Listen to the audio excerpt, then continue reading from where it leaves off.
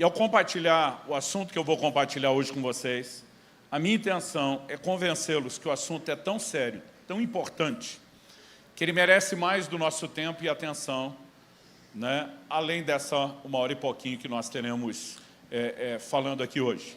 E se, pela graça de Deus, eu te conseguir convencer que o assunto é importante, eu espero também te convencer a levar o nosso livro, O Caminho da Obediência. É minha publicação mais recente, Como Viver a Verdade que Cremos e Pregamos. Esse é meu 25º livro. As palavras do meu filho, que leu antes dele ser impresso, ele falou: pai, dos 25 até agora, para mim, esse é o melhor. Por que eu estou contando isso? Querendo influenciar você? Com certeza. Né? Porque eu quero, né, tentar convencê-lo a levar. Esse material chega nas livrarias pelo preço de capa de R$ 56,90, para ser bem específico. Hoje está quase pela metade, a 30. Ainda assim, parcelado em 10 vezes sem juros, se você quiser. Se você quiser muito livro e não puder pagar o valor sugerido, que já está quase metade do preço, eu não quero que você deixe de levar ou falte de recurso. Se você não tiver, memoriza a senha de sempre que a gente usa aqui. Tá? Eu não ganho nada com os meus livros, a gente não faz negócio. Se você puder pagar os 30, está ajudando o nosso ministério. Se não puder, o ministério ajuda você. Pastor, eu vou ganhar o livro? Não. É um sistema de coparticipação, é que nem sistema de saúde lá, né, que você paga e tem uma coparticipação para não abusar demais do sistema. Então, você tem que chegar lá e usar a seguinte senha. Aponta para o livro e fala para o pessoal que vai atender você no estande. Acho mais bonito falar estande do que mesinha, não é? Não é não? Você fala para eles assim: diante de Deus, eu não posso pagar isso. Pior que você pegou, né? Diante de Deus, eu não posso pagar esse valor que está aí. Aí vai te perguntar: quanto é que você pode? Aí se a pessoa não pode 30, mas pode 25, 20, 18, 15, 10, 5, 2. Alguma coisa nós vamos tirar de você, nem que seja uma moedinha. Agora, se você puder, além de não chorar o preço, leva mais, abençoa alguém que não veio. Né? Acredito que a mensagem é importantíssima e nós vamos, né, sair daqui convencidos disso. Já fizemos, na última vez, uma das últimas que estive aqui com vocês, um evento ministrando sobre o cuidado do corpo. Divulguei aqui meu livro, Cuidado do Corpo, Sabedoria Bíblica para o Bem-Estar Físico e Espiritual. E também o livro que eu fiz uma pequena participação, né, do médico que me acompanha já há quase 12 anos, Dr. Aldrin Marshall, rumo aos 120 anos, Como Desfrutar a Realidade Bíblica e Científica de uma Vida Longa e Plena. Esses dois materiais também estão à disposição, de forma bem acessível. Se pegar o combo dos dois juntos, vai ficar melhor ainda. Então, dito isso, abra, por favor, a sua Bíblia no livro de Gálatas, no capítulo 3, e nós vamos ler os versículos 13 e 14. Se eu puder te dar uma sugestão, deixa só o... Se eu puder te dar uma sugestão, evite olhar para o celular, evite distrações, porque nós vamos montar um quebra-cabeça bíblico e teológico a partir desse momento. E à medida que vamos juntando as peças, eu preciso que você me acompanhe no raciocínio que nós vamos construir juntos. Às vezes eu estou ministrando, eu percebo a cara de alguém, e não quer dizer que a pessoa for olhar o celular por motivo banal, né? Tem gente que está lá monitorando os filhos adiante, à distância, tem gente que tem questões do trabalho, não sei, mas às vezes eu percebo quando alguém volta e está me olhando com a cara de como é que ele chegou aí, de onde eu estava ouvindo antes. Então, se você conseguir esse esforço, eu creio que nós vamos aproveitar melhor esse momento de ensino. Então vamos lá, Gálatas capítulo 3, versículos 13 e 14 diz assim: Cristo nos resgatou da maldição da lei, fazendo-se Ele próprio maldição em nosso lugar. Porque está escrito: maldito todo aquele que for pendurado em madeiro, para que a bênção de Abraão chegasse aos gentios em Cristo Jesus, a fim de que recebêssemos pela fé o Espírito prometido. Antes de avaliar de uma forma mais detalhada o texto, me permita começar falando da epístola de Paulo aos Gálatas. Essa é uma epístola de correção. Uma correção construída principalmente em cima de um aspecto. Paulo prega o evangelho na Galácia, uma igreja de gentios, não judeus, hoje situado no território da Turquia, para você tentar, né, mensurar a distância aí sobre, em relação a Israel. E depois da ausência de Paulo, desse irmão já terem abraçado a fé, alguns judeus chegam. Lembrando que a maioria dos primeiros pregadores eram, a sua grande maioria, judeus. Eles foram se multiplicando à medida que as igrejas eram estabelecidas entre os gentios, mas o evangelho começa a ser propagado em Israel e a partir de Israel. Mas muitas vezes os judeus saíam levando não apenas a boa nova do evangelho. Alguns começaram a disseminar ensinos confusos. Essa é a razão pela qual em Atos 15 a gente tem o primeiro concílio da história da igreja, que acontece em Jerusalém, para discutir principalmente a temática da circuncisão e se os gentios deveriam ou não guardar a lei de Moisés, o que é evidente que a conclusão a que eles chegam era que não. Mas esses judeus chegam na Galácia e começam a dizer para eles, olha, se vocês não passarem pelo rito da circuncisão, que antes da lei de Moisés, Deus deu lá ao patriarca Abraão, vocês não podem ser salvos. Se vocês não observarem a lei, não podem ser salvos. E Paulo escreve essa epístola num tom pesado de correção. Capítulo 1 ele diz, ainda que um anjo do céu vos pregue um evangelho diferente daquele que eu já preguei a vocês, ele diz que isso seja anátema. A palavra anátema, na melhor das hipóteses, algo abominável. Na pior, maldito. Ou seja, Paulo não está só dizendo, olha, essa turma está equivocada. Ele está dizendo, eu amaldiçoo esse ensino enganoso que está tirando vocês do trilho do caminho. Então, toda a epístola de Paulo é uma epístola de correção doutrinária. Nós precisamos ter isso em mente. E o que ele escreve do início ao fim é um raciocínio que vai se desenvolvendo. Por que eu estou dizendo isso? Nós temos uma dificuldade enorme, às vezes, de entender Bíblia, por causa de uma leitura e percepção que eu chamo de fragmentado. Quando a gente acorda de manhã, vai ter o devocional, ele abre a Bíblia aleatoriamente, pega um capítulo, um versículo, no outro dia ele vai para outro lugar, mas a Bíblia não foi escrita com essa divisão de capítulos e versículos, né? Não são pensamentos pequenos que cabem apenas naquele texto que você escolheu. Normalmente, principalmente quando falamos do Novo Testamento, nessas cartas há o desenvolvimento de um raciocínio maior. E, porque normalmente a gente não lê o que vem antes, não lê o que vem depois, nós vamos tendo dificuldade, não só de entender o que foi dito, como de compreender o que eu chamo da macrovisão, o quadro geral. Para quem não sabe, a Bíblia foi dividida em capítulos e versículos recentemente na história, em dois momentos distintos. Primeiro, no ano 1200 da era cristã, nós tivemos a divisão em capítulos. Depois, em torno do ano 1500, já com Portugal descobrindo o Brasil, a divisão em versículos. Qual era o propósito? Saber o que está escrito onde. Então, assim, se alguém perguntasse, onde é que está aquela declaração de Paulo? Né? Que Cristo nos resgatou da maldição da lei. Gente, capítulo 3, verso 13, é fácil achar. Esse era o único motivo. Mas isso fragmentou a nossa leitura e a nossa compreensão. Segundo desafio, agora, não só da epístola, mas do autor, Paulo. Eu ainda era garoto, e me lembro de ter passado pela sala onde papai estava recebendo alguns amigos. Meu pai sempre foi um estudioso dedicado às escrituras, uma das minhas grandes inspirações para estudar e ensinar a Bíblia, né, foi ele. E ele estava reunido com outros estudiosos de Bíblia. Naquela época, criança não podia escutar conversa de adulto. Então, eu só passei na sala e eu peguei um pedaço da conversa. E eu nunca mais esqueci o pedaço da conversa. Imagino que era meu pai falando. Ele dizia assim, a diferença quando vamos estudar os escritos de Paulo e de outras pessoas é que a maioria das pessoas tem um raciocínio linear, de um ponto ao outro, uma linha reta, direta, objetiva, o mais curta e simples possível. E, naquele momento, eles diziam, Paulo tem um raciocínio em espiral. Você até tem um linear imaginário ali no meio, mas ele vem costurando em volta, rodando, por quê?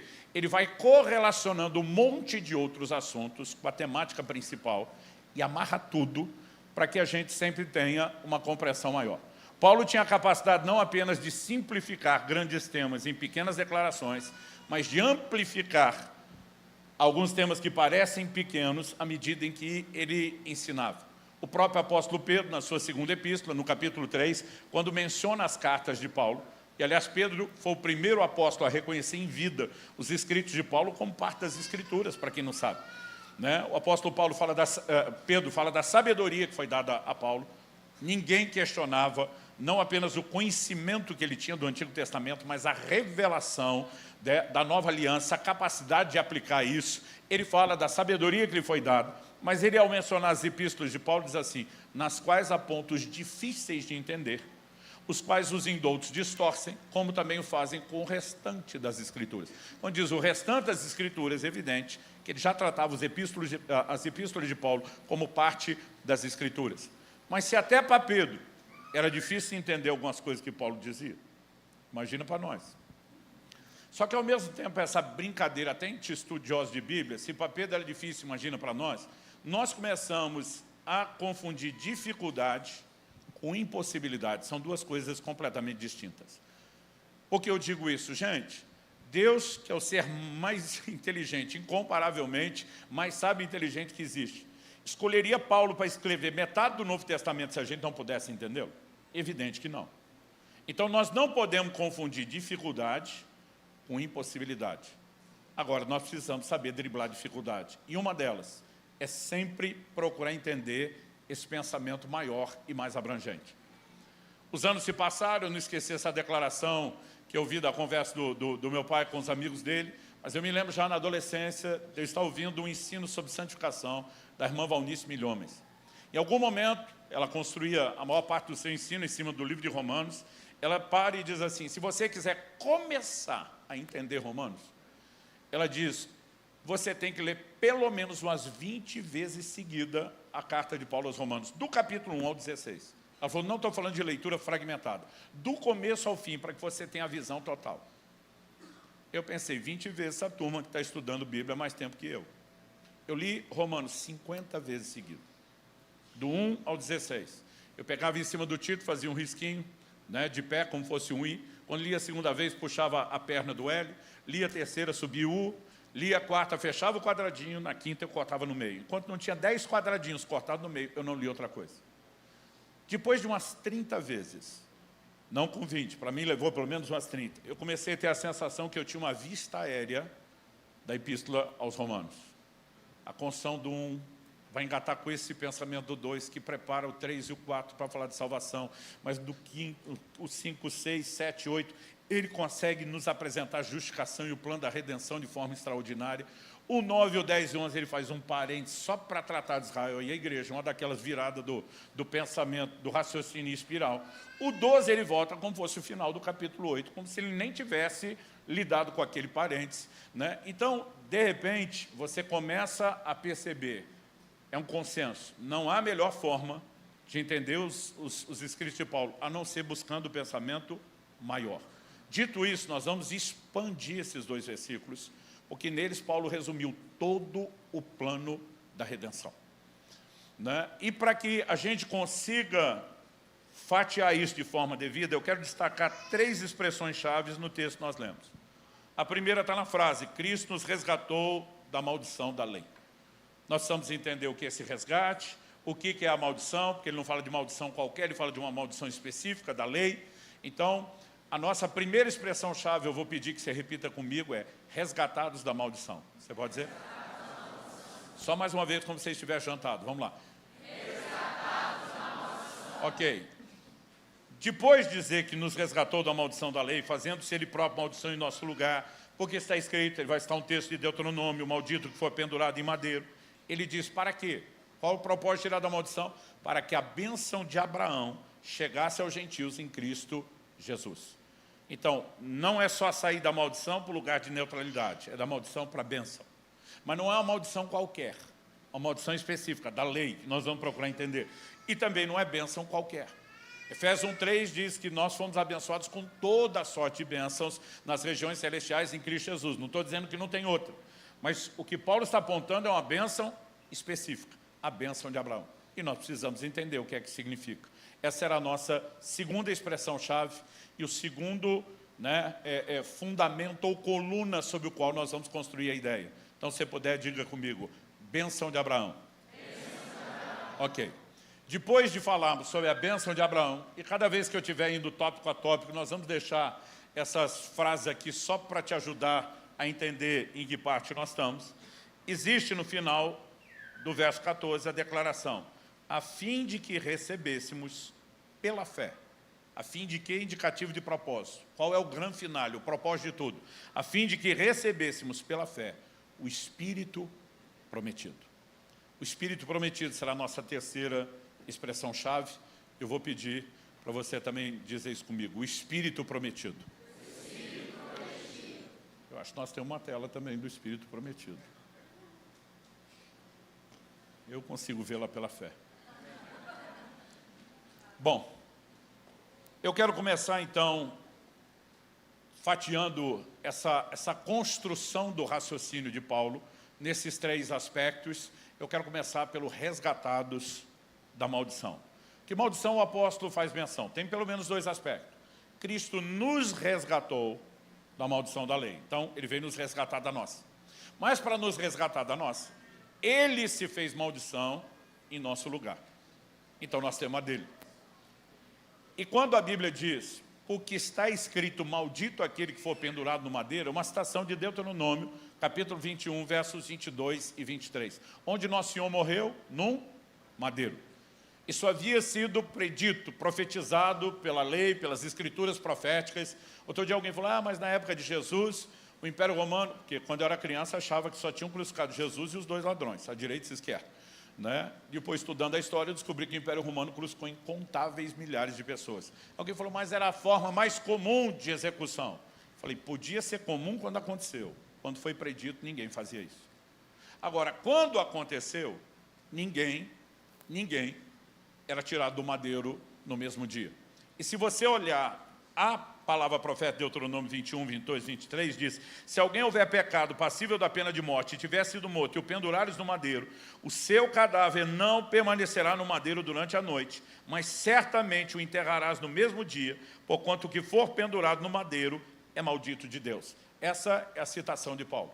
Então tinha que ser tirado no mesmo dia. O problema que os romanos, conhecidos pela sua crueldade, fizeram da crucificação não apenas uma execução, mas uma execução precedida de tortura. A ideia é que fosse uma morte lenta, dolorosa, era infligir ao condenado à morte o maior tipo de sofrimento possível.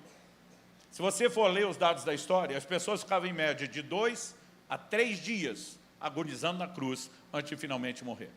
Não era apenas a questão da fome, da sede, a exposição, né, a vergonha. Tente imaginar que quando o peso está ficando insuportável para ser segurado nas mãos, a pessoa apoia mais o pé. E aí é lá que dói. Era um espetáculo de horror aquilo. Mas quando Jesus foi crucificado, aquele fim de semana era o fim de semana da Páscoa. Então os judeus vão aos romanos e dizem, vocês têm que acelerar. Se vocês querem a audiência do povo, vocês vão ter que acelerar a execução. O povo vai para a Páscoa e não vai assistir a execução até o fim, como vocês querem. Então, a Bíblia diz que eles quebraram as pernas dos ladrões à direita e à esquerda de Jesus. Para que quebrar a perna? Não era só infligir mais sofrimento, era acelerar todo o processo de dor até que o corpo entrasse logo em colapso, com hemorragia, com o resto, e eles falecessem depressa. A ideia era, vamos matar depressa num dia em vez de 2 ou 3. Quando chegaram em Jesus, não quebraram suas pernas. A Bíblia diz que havia uma profecia messiânica, nenhum dos seus ossos será quebrado. Mas a verdade é que sequer tiveram tempo de tentar enfrentar ou atropelar a profecia. Porque Jesus, antes disso, brada da cruz. Pai, nas tuas mãos entrego o meu espírito. E a Bíblia diz que na hora que fala isso, expirou. Quando Jesus expira, a Bíblia diz que o centurião, a maior patente daquele batalhão, pelotão, daquele agrupamento de soldados que conduz a execução, ele brada em alta voz na frente da cruz. O Evangelho é claro sobre isso. Esse homem grita. Verdadeiramente esse homem era filho de Deus. Por que ele grita assim? Ele assistiu centenas e centenas de execuções, para dizer o mínimo. Ninguém nunca morreu, nem tão depressa, muito menos a hora que quis. O Evangelho de João registra que Jesus já tinha dito, a minha vida ninguém pode tirar de mim. Eu de mim mesmo a dou. Tenho autoridade para dar, tenho autoridade para retomar. A hora que, literalmente, ele diz, nas tuas mãos entrego o meu espírito, para a moçada entender, a gente contextualizar a fala dele, era quase um hashtag partiu glória. Fui. Eu não quero banalizar um momento tão sagrado e solene, mas era isso. Fui, estou indo. E ele fala isso e morre, esse homem olha e diz, não pode ser uma pessoa qualquer, tinha que ser o Filho de Deus. Então ele é tirado, sem os ossos quebrados, é sepultado, tudo conforme a Escritura. Por que tinha que ser desse jeito? Porque Deus queria mandar uma clara mensagem. Ele se fez maldição. A cruz é um lugar de troca. E segundo aos Coríntios 5, 21, falando de Jesus, diz, aquele que não conheceu o pecado, Deus o fez pecado por nós. Para quê? Para que nele fôssemos feitos a justiça de Deus. A troca é, nossos pecados foram lançados sobre ele, sua justiça nos é imputada pela fé. Em 2 Coríntios 8, a Bíblia diz que ele se fez pobre para que nós fôssemos ricos. Aqui a Bíblia diz que ele se faz maldição para que a bênção nos toque. Mas nós temos uma outra figura além do madeiro, a coroa de espinhos. Os romanos, na verdade, isso começa até antes deles, né? Os soldados judeus já começaram toda aquela prática de zombaria, é rei, vamos botar nele uma coroa. Então uma coroa de espinhos era colocada e a Bíblia diz que ainda batiam na cabeça com uma cana. Gente, a cabeça é um lugar que responde muito rapidamente aos hematomas. Não só com uma hemorragia, o sangue fluindo mais pela quantidade de vasos, né, sanguíneos, mas ela também incha depressa. À medida que batiam naqueles espinhos, a ideia não era só furar e sangrar, era provocar um inchaço que apertasse os espinhos ainda mais. Enquanto eles estão fazendo aquilo para ridicularizar Jesus, para aumentar o sofrimento, Deus, na sua divina providência, decide usar aquilo como uma forma de mandar e sustentar a mensagem. Cristo não veio redimir apenas a humanidade da maldição. Ele veio redimir toda a criação. Quando o homem cai lá no Éden, uma das primeiras declarações de Deus sobre juízo, a consequência do pecado, né? O Senhor fala a respeito do assunto com cada um, com Adão, com Eva, com a serpente, mas ele diz, a terra produzirá o quê? Espinhos. Isso não era parte do plano original. E Cristo, ao assumir, ele está dizendo, eu não vim redimir só a humanidade, eu vim redimir toda a criação. É por isso que Romanos 8 diz que a criação geme, aguardando a manifestação dos filhos de Deus. É por isso que Apocalipse nos mostra que no clímax, no ápice da obra final da redenção, haverão novos céus e nova terra.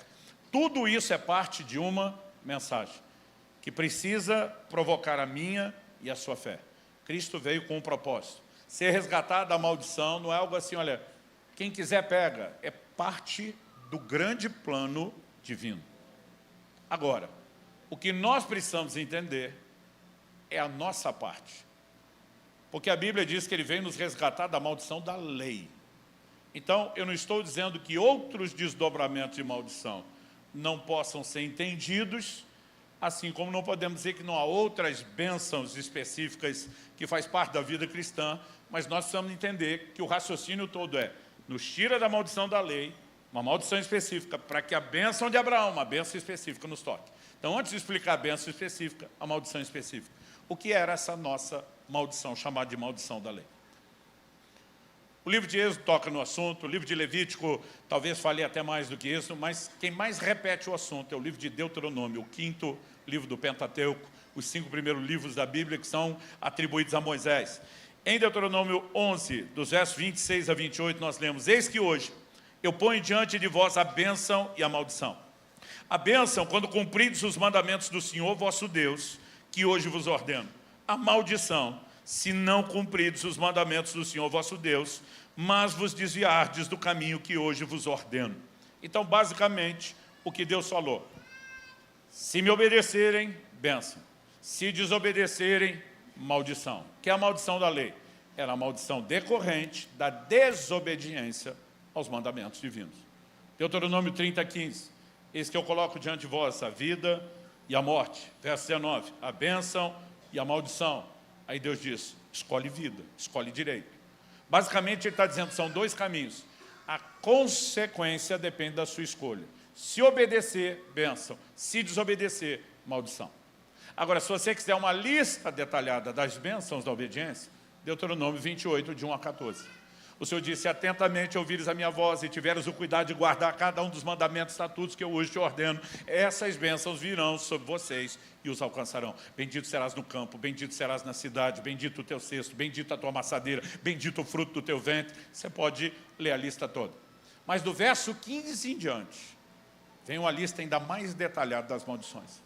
O Senhor diz, mas se vocês não tiverem o cuidado de ouvir e obedecer, cada um, não uma parte, não a maioria, cada um dos mandamentos e estatutos que hoje vos ordeno, essas maldições virão sobre vocês e os alcançarão. E aí você tem um capítulo enorme, detalhando maldições em pelo menos 3 segmentos. Primeiro, Deus fala de falta, que progride com a escassez, miséria e até chegarem a um ponto de morrerem de fome. Depois, o Senhor começa a falar sobre questões de enfermidade, fraqueza, E elas vão não apenas progredindo, mas vão sendo detalhadas de forma abrangente. E o Senhor diz, se não morrerem de fome e nem por essas enfermidades, ainda tenho guerra, eu tenho peste, eu tenho outras formas para tocar vocês. Essas maldições estão lá. Quando a Bíblia diz que Cristo nos resgatou da maldição da lei, nós precisamos entender qual é a aplicação prática e, evidentemente, coerente com a doutrina bíblica disso. Por quê?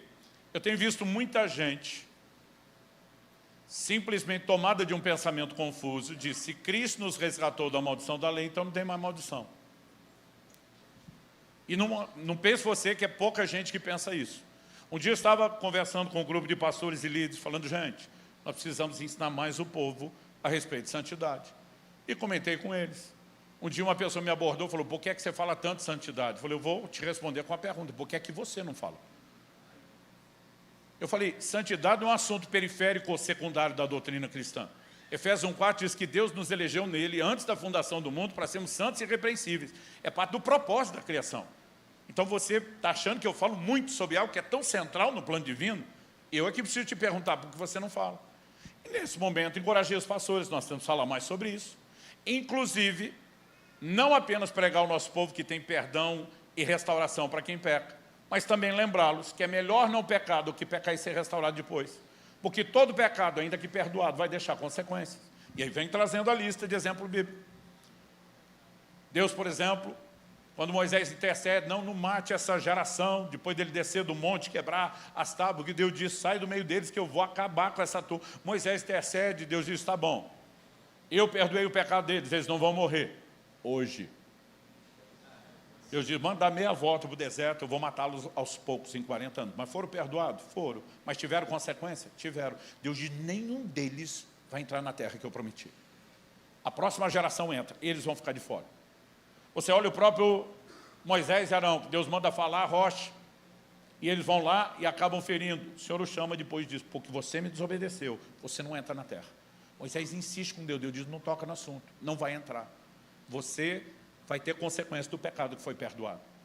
Quando Natan chega para Davi e diz, o teu pecado foi perdoado, pela lei de Moisés, tanto pelo adultério cometido, como pelo homicídio de Urias, ele estava sentenciado à morte. Ele, como rei, julga a situação sem saber que está falando dele. Diz, esse homem tem que morrer. Ele também o sentenciou à morte por decreto real. Ele não tinha mais volta. Natan olha para ele e diz, teu pecado foi perdoado. Você não vai morrer. Imagino, no lugar de Davi, a gente ensaiando o ó glória para dar. E nem deu tempo que o Natan diz, mas a espada dos amonitas que você usou contra Urias jamais se apartará da sua casa.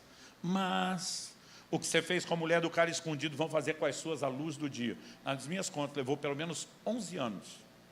Mas uma hora Absalão, há uma tenda na frente do palácio, manda trazer todas as concubinas de Davi em público, para mostrar claramente que sua rebelião contra o pai não tinha mais voto, e possui todas elas em público.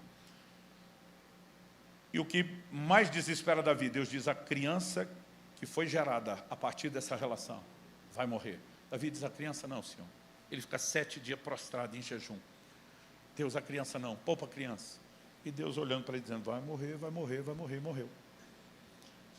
Enquanto eu falava disso, um levantou a mão e falou assim, o senhor só citou texto do Antigo Testamento. No Novo Testamento não existe mais maldição. Eu olhei para ele e falei, de onde você tirou essa afirmação? Ele falou para mim, o senhor nunca leu que Cristo nos resgatou da maldição da lei? Eu falei, eu li e te digo onde está, Gálatas 3,13. Eu só quero entender como, a partir do que você leu, você chegou à conclusão que na Nova Aliança, no Novo Testamento, não tem mais maldição. Ele falou, se Cristo nos resgatou, acabou. Eu falei, para. Eu falei, deixa eu te fazer uma pergunta. Cristo nos resgatou do pecado? Ele é claro. Eu falei, então você está dizendo que o pecado não existe mais? Porque eu falei, a lógica é a mesma. Se nos resgatar da maldição implica na inexistência da maldição, ser resgatado de algo implica na inexistência daquilo, ser resgatado do pecado, o pecado tem que ter desaparecido. Sumiu. Está extinto o pecado? Eu falei, nem na doutrina bíblica, nem na sua vida.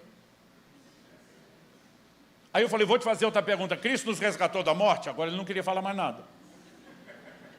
E insisti, resgatou ou não resgatou? Ele quieto. Falei, eu respondo por você. Sim e não. Falei, o não é quase uma distorção da doutrina bíblica. Eu falei para ele, sim e ainda não. Por que ainda não? Porque na obra da cruz está tudo consumado, espiritualmente falando. Na linha do tempo, o apóstolo Paulo deixa claro que a morte é o último inimigo a ser vencido. Quando isso vai acontecer? Só na vinda de Cristo. É por isso que os mortos vão ressuscitar, os vivos serão transformados. Apocalipse 21, quando fala da consumação da obra redentora, diz: então não haverá mais morte, não haverá mais luto. Quantos são gratos porque esse dia vai chegar? Mas ainda não aconteceu. E o mesmo texto diz que quando a morte desapareceu, o que mais some? A Bíblia diz: então não haverá mais maldição. Falei, a partir daquele dia, a maldição terá sido extinta. Agora não. Aí eu olho para ele e falo, Hebreus capítulo 6, verso 7 e 8. A terra que recebe a chuva, que frequentemente cai sobre ela, e produz erva útil para aquele que a cultiva, recebe bênção da parte de Deus. Mas se produz espinhos e abrolhos, perto está da maldição, e o seu fim é ser queimado. Falei um texto do Novo Testamento. Outro dia alguém falou para mim, o texto fala de terra. Eu falei, terra é alegoria. Terra boa e terra ruim é uma alegoria. Se você olhar os versículos anteriores e posteriores, ele está falando de crente bom e crente ruim. O crente corresponde para Deus, bênção. Que não corresponde, maldição. Então, nós não podemos dizer que a maldição foi extinta. Isso é o nosso ponto de partida. Por quê? Eu vejo muita gente, em nome de uma mensagem da graça, dizendo, não existe mais maldição. Então, vamos parar para pensar o que era a maldição da lei. Era a consequência da desobediência. Deus disse, se vocês me desobedecerem, vai ter consequência. E do jeito que eles estão falando, Cristo veio tirar a consequência. Mas o nosso problema nunca foi a consequência. O nosso problema era o pecado. Mas aí, se Cristo tirou a consequência, o que é que está implícito? Que a gente pode pecar à vontade e que agora não tem mais consequência. E essa é a grande distorção de uma mensagem atual que eles querem chamar de revelação da graça. Se Cristo veio tirar a consequência de pecado, além de ser injusto por não punir o erro, ele teria afundado nós na lama de vez. Porque se o problema é o pecado, e é o pecado que separa de Deus, e ele deixa a gente continuar pecando sem consequência, como que isso pode nos ajudar? Não só a pergunta é como pode nos ajudar. À medida que eu vou te apresentar o que a Bíblia diz do Evangelho, é inconcebível sequer cogitar uma coisa dessa. Então nós precisamos entender o que é ser resgatado da maldição. Então vamos começar uma construção que daqui a pouco eu vou provar biblicamente o que eu vou te adiantar. O que nós temos desde o Antigo Testamento e antes da obra de Cristo é uma evidente, e daqui a pouco nós vamos provar tudo isso pelo Novo Testamento, incapacidade do homem antes da plena obra de Cristo e viver plena obediência. Você pega os melhores que são apresentados na Bíblia, os homens de Deus, né, que são as inspirações do Antigo Testamento, homens e mulheres de Deus. Gente, nós temos o registro da maioria pecando. Noé, o cara que Deus diz, homem justo. Esse é o único que dá para salvar de uma população inteira no planeta para eu dar o reset, recomeçar o jogo. Daqui a pouco ele está bêbado na tenda, logo depois do dilúvio. Você olha para o Abraão, o grande patriarca, mentindo a respeito de Sara, dizendo que é irmã e não esposa. Você chega em Moisés, o homem com quem Deus falava face a face, operou sinais e prodígios, né, como nenhum outro no Antigo Testamento. Mata o egípcio, para começo de conversa. Quebra as tábuas da lei. Vai desobedecer a Deus na hora que o Senhor manda só falar, e ele fere a rocha porque está irado. A lista vai longe. Davi, chamado por Deus. Se fosse ele que se chamou, seria suspeito, mas chamado por Deus, de homem segundo o coração de Deus. E nós temos uma presepada, não só do adultério de Batseba, mas o pior, para encobrir o primeiro pecado, ele escalona e vai para algo pior, que é o homicídio de Urias. Agora, eu não estou esculhambando essa turma. Eles não eram como os deliberada e recorrentemente rebeldes. O que nós temos são tropeços pontuais. Tanto que Deus, de uma maneira linda, em 1 Reis, capítulo 15, verso 5, vai falar de Davi assim, Davi andou nos meus caminhos, guardou os meus mandamentos, obedeceu os meus estatutos, a não ser, no caso de Urias, o heteu. Deus está dizendo, foi feio o que ele fez? Foi, mas aquilo foi exceção, Deus está dizendo, não foi a regra. Mas mesmo os melhores tropeçavam. E eu vou te mostrar que não era possível viver plena obediência. Se não era possível viver plena obediência, e acabava havendo algum nível de desobediência na vida de todos, como consequência daquela desobediência, havia o quê? Maldição. Logo, a maldição da lei era inevitável, em alguma dimensão, de alguma forma. O que eu quero te mostrar é que Cristo não veio extinguir a existência da maldição da lei. O que ele veio quebrar foi a inevitabilidade. Existe essa palavra, porque eu achei ela bem legal. Inevitabilidade, parecia oculto, né? O que ele veio quebrar foi a inevitabilidade. E o que eu quero te mostrar, que um dos pontos centrais do Evangelho, é que hoje nós podemos viver obediência no nível pleno. E ao quebrar a inevitabilidade da desobediência, ele quebra a inevitabilidade da maldição. Porque ao nos capacitar para a obediência, o que nós vivemos não é maldição, e sim bênção. Mas essa construção precisa ser entendida. E para terminar de explicar o resgate da maldição, eu já vou começar a explicar o nosso segundo tópico, a bênção de Abraão. Porque com ele, a gente não só entende para onde estamos avançando, mas a gente entende também melhor até o que é que nós estávamos falando. Então, ao falar da bênção de Abraão, a pergunta é, que bênção seria essa? Uma vez um cara falou assim para mim, cara, como eu queria ter nascido judeu lá em Israel. Eu falei, por quê? Para ter a bênção de Abraão. Eu falei, como é que é? Eu falei, o que você acha que é a bênção de Abraão? Os caras prosperam no mundo inteiro, ganham dinheiro onde vão. Eu falei, meu amigo, não é só judeu que prospera no mundo. Eu falei, os árabes também prosperam. Ele falou, descendente de Abraão. Eu falei, ok, vamos deixar os descendentes de Abraão de lado. Os coreanos prosperam no mundo inteiro para onde migram. Os chineses prosperam na sua grande maioria. Eu falei, você está tentando espiritualizar o que não é bíblico. Eu falei, o que a maioria desses povos tem como cultura, uma cultura de trabalho, que nós, os brasileiros, não temos. Aliás, a maioria quer que nem você, nascer num lugar com algo especial, que o dinheiro chove sobre ele, para que ele não precise fazer muito e nem correr atrás. Eu falei, meu amigo, o que você está falando é ridículo. Primeiro, quando Paulo está falando da bênção de Abraão, ele está falando para que ela chegasse aos gentios. E você está acreditando que aquele povo que foi falar bobagem para os Gálatas dizia que é só para quem era judeu. Eu falei, o próprio texto está dizendo que isso é para os gentios, para que a bênção de Abraão chegasse aos gentios. E você vem com essa... Eu falei, se fosse isso, você precisa entender que ela seria sua. Agora, a bênção de Abraão, gente, eu não estou dizendo que não há bênção financeira para você no Evangelho, nós vamos deixar esse assunto para agosto, né? Mas a bênção de Abraão é algo muito maior, é muito mais sublime, é muito mais, né, gloriosa do que simplesmente um pensamento desse. E nós precisamos compreender o que é a bênção de Abraão. Algo que eu aprendi com meu pai desde garoto, evidente a frase não era dele, ele deve ter recebido isso de alguém que puxou de outro há muito tempo, porque se fala disso há muito tempo, pelo que eu sei. Ele dizia, filho, a Bíblia explica a própria Bíblia. É por isso que você tem que ler muito e tem que ler tudo. Salmo 119, 160 diz, a soma das tuas palavras é a verdade. Né? E você vai conseguindo aos poucos sistematizar, porque a Bíblia vai se explicando. O que é a bênção de Abraão? 5 versículos antes do 13 que nós lemos. Em Gálatas 3 mesmo. Né? Enquanto Paulo está em toda aquela construção. Qual a construção? Ele está dizendo que Deus fez uma promessa a Abraão. Essa promessa envolvia uma bênção não só para a pessoa de Abraão, mas para a sua descendência. Mas ele deixa claro que Abraão não tem só uma descendência literal segundo a carne. Aliás, no capítulo 4, ele vai explorar muito mais os filhos da fé. E ele vai fazer um paralelo entre Ismael, o filho da carne, e Isaque, o filho da promessa. Você pode olhar o mesmo assunto que Paulo abordou sob outro ângulo. Deus faz uma única promessa a Abraão, de uma descendência numerosa, mas com 2 alegorias. Numa delas o Senhor diz, sua descendência será como a areia do mar. Numerosa e incontável. Mas ele fala de algo terreno, areia. Mas ele também diz, sua descendência será como as estrelas do céu. Igualmente numeroso, incontável, mas agora ele está falando de uma celestial. Já no capítulo 3, ele introduz a ideia de que os gentios que se convertem a Cristo são os filhos de Abraão segundo a fé. Nós somos chamados de filhos da fé. E nessa construção, antes de chegar no verso 13 e 14, para que a bênção de Abraão chegasse a nós, ele afirma no verso 8, ora, tendo a Escritura previsto que Deus justificaria os gentios pela fé, pré-anunciou o Evangelho a Abraão, dizendo, em você serão abençoados todos os povos.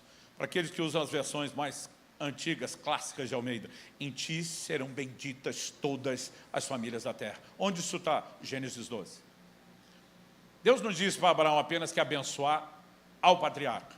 O Senhor disse, eu te abençoarei, farei de ti uma benção.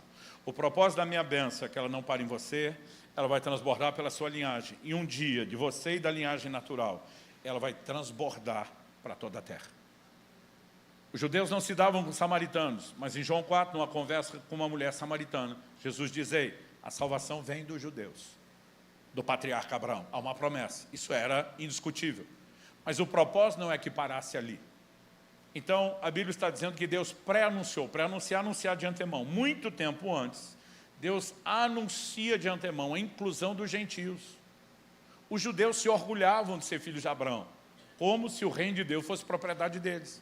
João Batista diz para eles, você vai ler isso lá em Mateus 3, vocês estão se orgulhando de ser filhos de Abraão? Das pedras Deus pode fazer nascer filhos de Abraão. O que ele está dizendo? Vocês não têm noção de onde ele vai tirar o cumprimento da promessa dessa linhagem de Abraão. Isso envolveria, incluiria a nós, os gentios. Mas ele diz que Deus pré-anunciou o Evangelho. Gente, o que é a bênção de Abraão? A chegada do Evangelho. Deus está dizendo, nesse momento eu abençoo você, a sua linhagem, trato vocês como um povo, mas haverá um momento onde eu vou fazer isso transbordar para todas as nações, para todos os povos da terra. Porque basicamente Deus está dizendo, eu quero alcançar todo mundo. E a partir do Evangelho, nós temos o cumprimento da promessa de Deus. O Evangelho não é meramente uma mensagem. O Evangelho é uma pessoa. É a obra de uma pessoa que veio primeiro pregando o Evangelho e comissionou os outros a pregar o Evangelho. Hebreus 2 diz que a salvação foi inicialmente anunciada por Nosso Senhor e depois continuada pelos que ouviram. Então, Cristo é o precursor do Evangelho, mas Ele não é apenas quem proclama e comissiona a proclamar a mensagem, Ele é o cumprimento dela. Em 1 Coríntios 15, Paulo diz assim nos primeiros versículos, eu quero vos lembrar o Evangelho que vos anunciei. Ele vai recordar e resumir tudo que ele pregou. Ele diz assim, que Cristo morreu e foi sepultado, segundo as Escrituras. Ressuscitou ao terceiro dia, segundo as Escrituras. Ele é o cumprimento de tudo aquilo que permite a boa nova que nós anunciamos.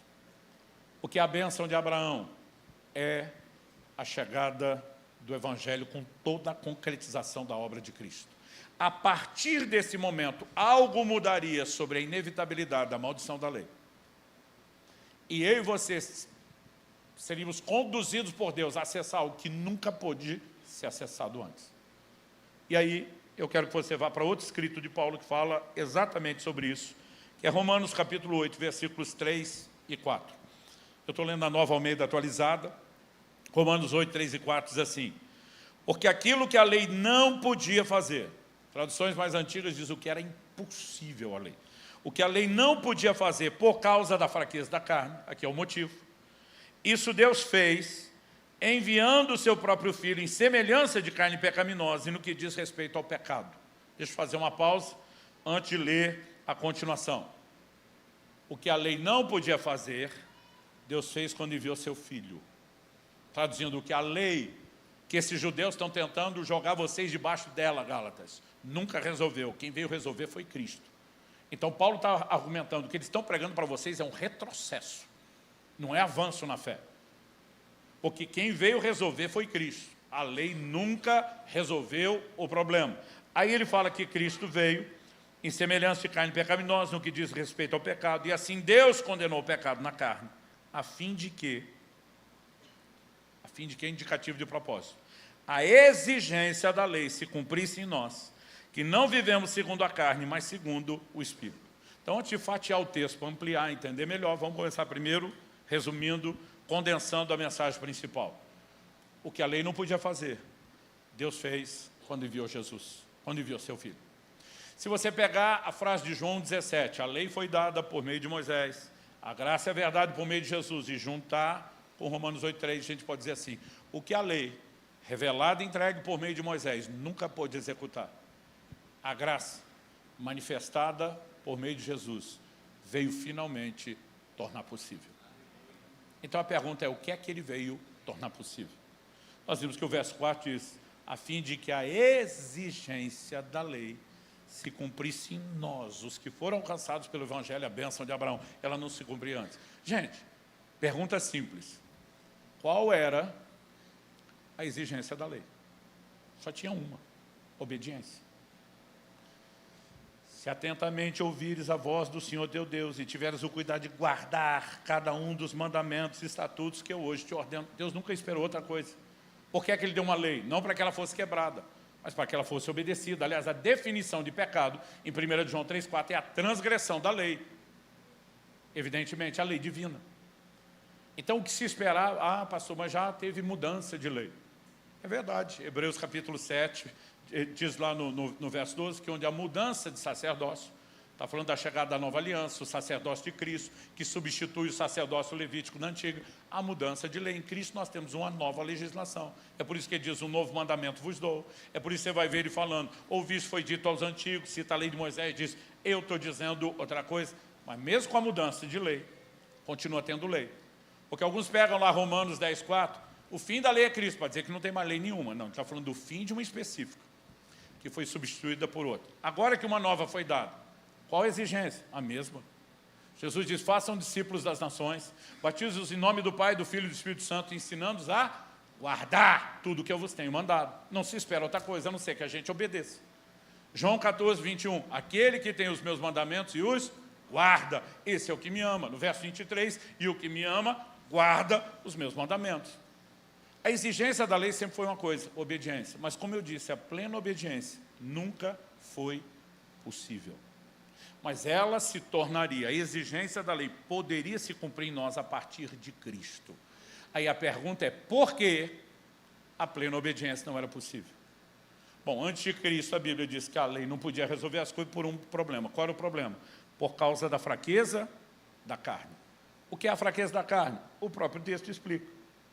Aquilo que a lei não podia fazer pela fraqueza da carne, isso Deus fez enviando seu próprio Filho em semelhança de carne pecaminosa. Por que semelhança? Porque Cristo não tinha carne pecaminosa. Fisiologicamente, o corpo de Jesus era igual ao meu e o seu. Teve fome, precisou comer, teve sede, precisou beber, teve sono, precisou dormir, cansaço, precisou descansar, suou, sangrou. Mas ele não tinha carne pecaminosa. Lembra da declaração do anjo Gabriel a Maria, na Anunciação? O ente santo que de ti há de nascer. Segundo aos Coríntios 5, 21, que eu citei no início, falando de Cristo, aquele que não conheceu o pecado, Deus o fez pecado por nós. Mas por que ele tem que vir com um corpo parecido com o meu e o seu? Semelhança. O nosso carne pecaminosa, o dele não. Aqui a Bíblia está mostrando qual é o nosso problema. O nosso problema, gente, era uma natureza. Quando a Bíblia fala de carne pecaminosa, está falando de uma natureza de pecado que habita dentro da estrutura da nossa carne. Como eu disse, Paulo não está falando dessas coisas aleatoriamente no capítulo 8. Se você pegar o final do capítulo 7, tem uma construção. No verso 22 ele diz, no tocante ao homem interior, tenho prazer na lei de Deus, mas vejo nos meus membros outra lei, que guerreando contra a lei da minha mente, me faz prisioneiro da lei do pecado. Ele vai falar do pecado que habita em mim, não que habitava antes da conversão, fala do pecado que habita, ele vai falar do mal que habita em mim. Ah, pastor, isso era ele antes de converter. Outro dia um falou, meu amigo, no tocante ao homem interior, tenho prazer na lei de Deus. Como que um ímpio tem prazer na lei de Deus? A Bíblia diz que nós éramos filhos da desobediência.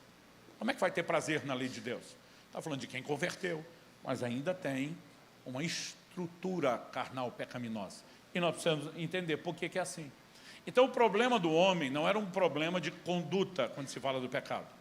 O problema do homem era um problema de natureza. Efésios capítulo 2, diz no verso 3, que nós éramos por natureza filhos da desobediência. Nossa desobediência, inevitável desobediência, é fruto de um DNA corrompido que nós herdamos. Um dia eu estava pregando o evangelho a um senhor, e eu falei para ele, olha, ele estava falando sobre crer em Jesus, eu falei, antes de falar da fé, Jesus falou de arrependimento. Arrependei-vos e crede no evangelho. A igreja ultimamente parou de pregar arrependimento, só fala de fé.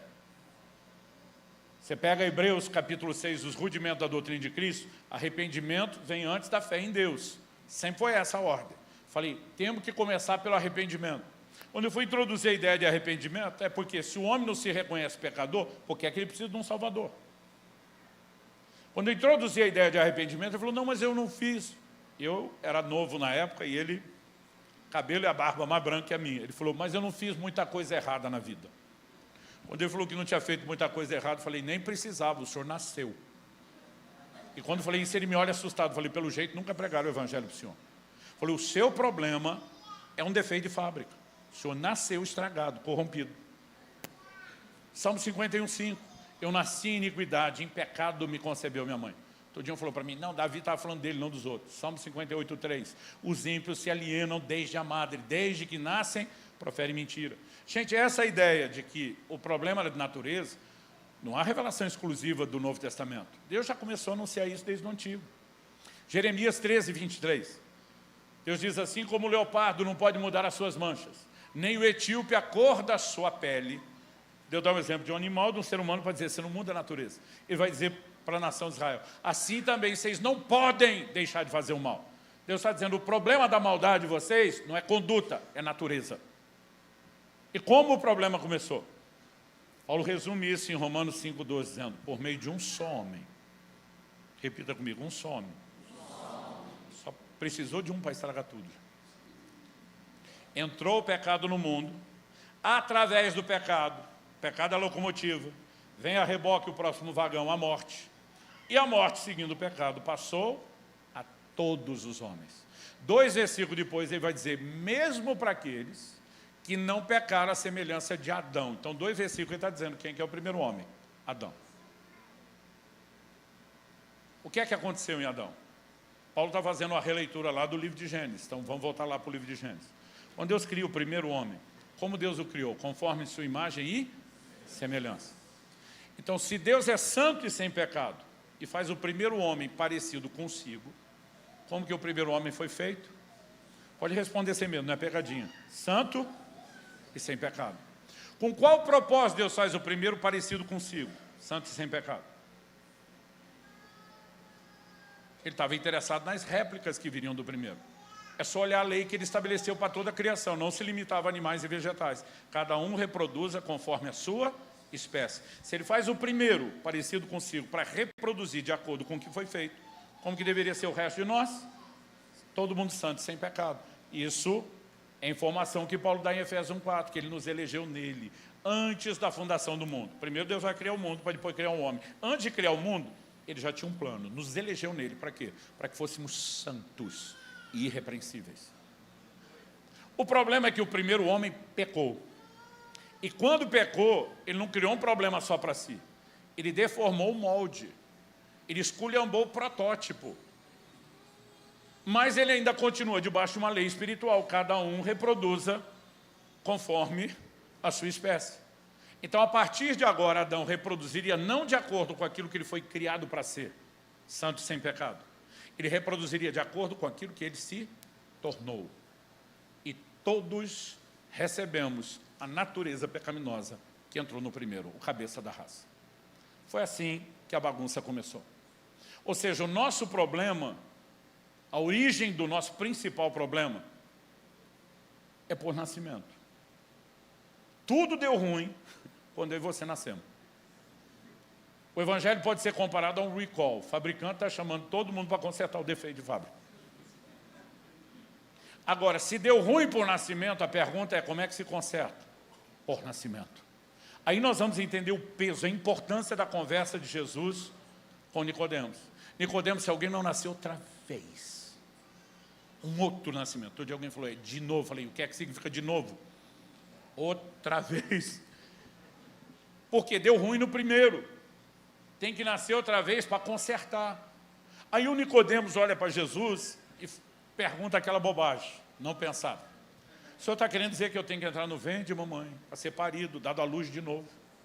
Eu fico tentando imaginar a linguagem corporal, a expressão facial. Minha mulher, ao longo dos anos, dizia para mim, faz cara de paisagem. Porque às vezes você já sinaliza a reprovação da pergunta antes da pessoa saber a bobagem que falou. Eu fico imaginando Jesus, no mínimo assim. Porque o Evangelho de João, que é escrito de uma forma muito polida, Jesus diz assim, para Nicodemo, você é mestre Israel e não entende essas coisas. Imagina se João escrevesse na linguagem de hoje, nós, ia estar a resposta mais ou menos assim, Nico, quer que eu desenhe?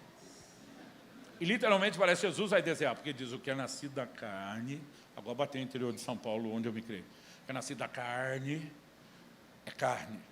O que é nascido do Espírito é Espírito. O que ele está dizendo? Se hipoteticamente o nascer de novo que eu estou te propondo fosse a bobagem que você falou, fico imaginando como que ia entrar na mãe sem matá-la com aquele tamanho. Mas se hipoteticamente fosse possível, Nicodemos, cada vez que você nascesse igual a primeira, você ia entrar estragado do jeito que entrou. Você ia viver o looping, a repetição do problema. Seu problema foi nascer segundo a carne, de uma matriz corrompida. Você tem que nascer de outra matriz. E isso vai acontecer no plano espiritual. Aqui eu e você precisamos entender. Todo o problema apresentado de Gênesis e Apocalipse está relacionado com o pecado que entra na carne, é perpetuado através da carne por nascimento. Vocês perceberam o que nós lemos em Romanos 8,3? O que é que Jesus vem em semelhança de carne pecaminosa? Esse é um dos grandes mistérios da redenção que não pode ser ignorado. Na ceia do Senhor nós temos dois elementos, duas figuras. O fruto da vide representa o quê? O sangue de Jesus. Mas o pão representa o quê? O corpo. Um dia desse alguém falou, pastor, a gente não fala muito do sangue de Jesus na igreja. Eu falei, não fala muito, fala pouco. Mas do corpo não fala nada. Hebreus 10,10 fala do sacrifício do corpo de Jesus. Não é só o sangue. 1 de João 4 mostra que o assunto é tão sério que diz assim, amados, provem os espíritos para ver se eles vêm de Deus. Aí ele vai dizer, todo espírito que não confessa, não admite que Jesus vem em carne. Quando Paulo escreve a Timóteo, ele fala do mistério da redenção, manifestado na carne. Não confessa que Jesus vem em carne, não é de Deus. É só você olhar o que as seitas dizem sobre Jesus.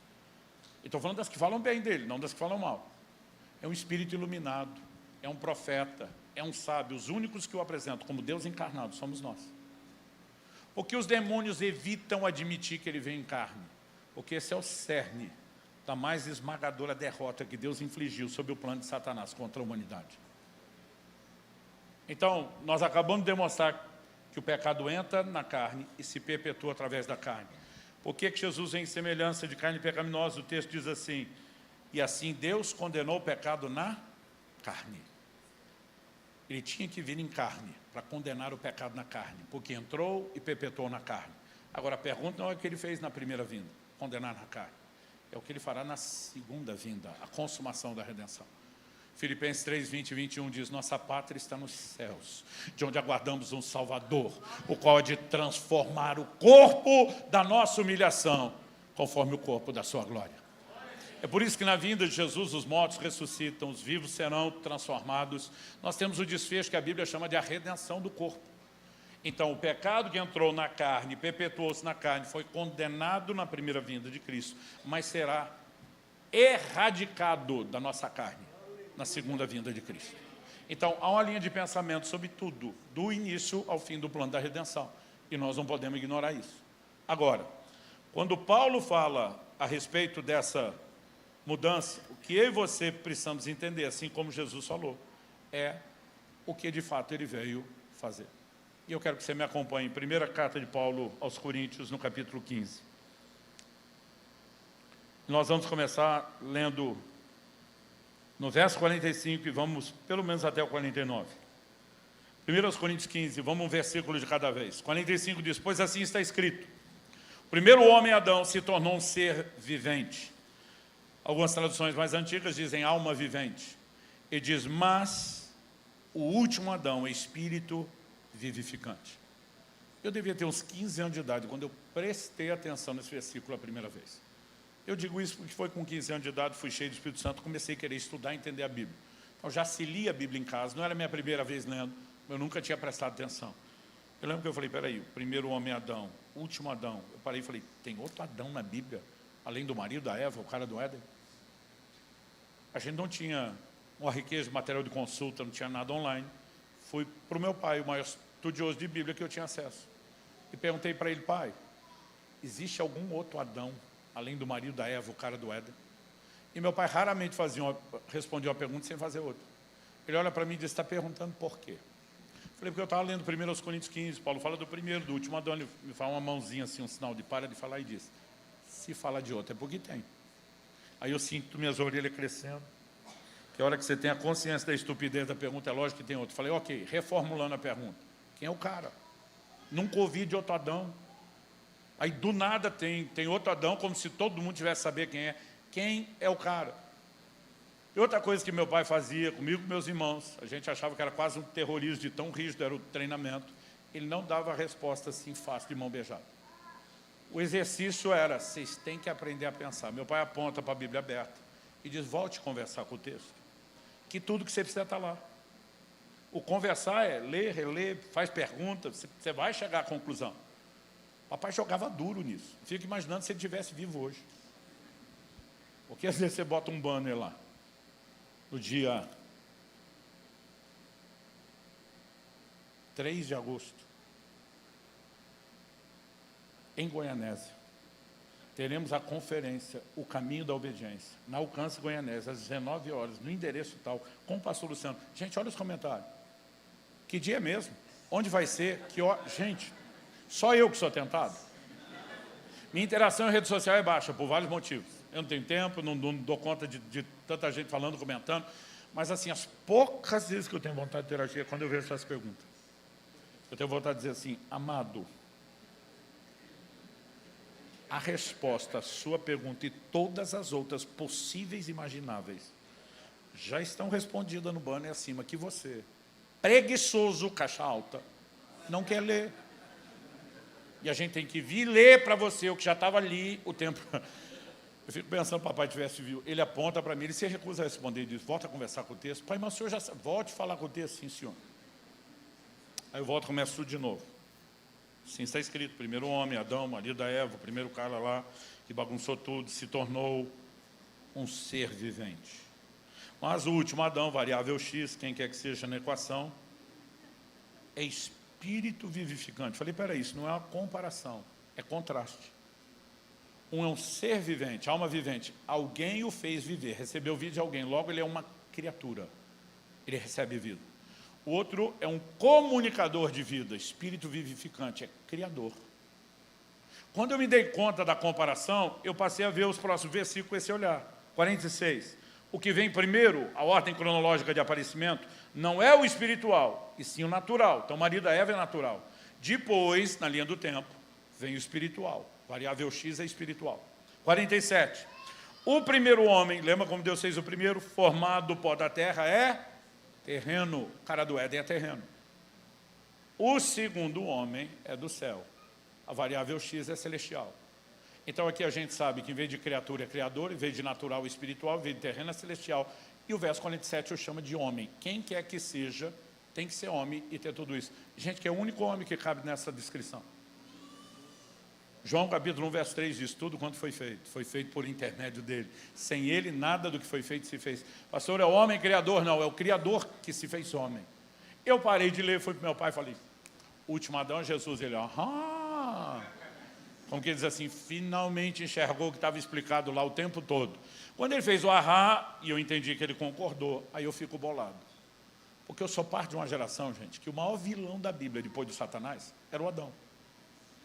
É sério, não, a minha geração, eu não vejo isso na nova, mas na minha geração, a gente perguntava para os pastores, se Deus é tão bom, por que a humanidade ficou tão ruim? Isso quer dizer, por causa de Adão. Só que veio de explicar que a matriz deu ruim, o protótipo bagunçou, e tudo, era só o culpado, era Adão. Gente, eu tinha uma raiva do Adão, que você não imagina. Eu ficava pensando, chegar no céu, tomara que não esteja lá, ele não merece estar lá. Mas se tiver, nós vamos juntar uns brothers para dar uma coça no miserável que azarou a nossa vida. Como adolescente, é o que eu pensava. Quando eu vejo meu pai concordando que o último Adão é Jesus, digo, mas por que está comparando ele com o miserável do Adão? Para mim era um traje, quase uma blasfêmia. Meu pai, de novo, veio de responder, falou o quê? Volte conversar com o texto. Pai, mas o senhor já sabe. Volte conversar com o texto. Sim, senhor. Aí eu volto lá. Parei no 47, fui para o 48. Como foi o homem terreno, assim também são os demais que são feitos do pó da terra. Espera aí. Feito do pó da terra foi só o primeiro. O boneco que Deus soprou vida foi só o primeiro. Eu e você não fomos literalmente feitos do pó da terra. Mas a Bíblia não está dizendo que nós fomos literalmente. Paulo só usa uma linguagem figurada para dizer que o meu e o seu corpo reflete exatamente a mesma estrutura. Somos réplicas da primeira matriz, do primeiro cabeça de raça, do primeiro protótipo. Por que somos réplicas? Porque nascemos dele. Fomos gerados segundo a sua espécie. Agora, olha o final do verso 48. E como é o homem celestial, assim também são os celestiais. Preste atenção. Jesus não veio só perdoar a linhagem do primeiro Adão. Ele veio formar uma nova linhagem na terra. Porque ele é chamado de outro Adão, especificamente o último. Outro dia eu ouvi alguém falar o segundo Adão. Eu falei, isso não está na Bíblia. Quem tem ali é segundo homem. Quando fala de Adão, ele só é chamado de último. E o adjetivo aqui é importante. Porque o primeiro Adão foi quem esculhambou tudo. Foi quem abortou o plano e o propósito divino. Então, Deus estava dizendo que eu vou enviar um outro.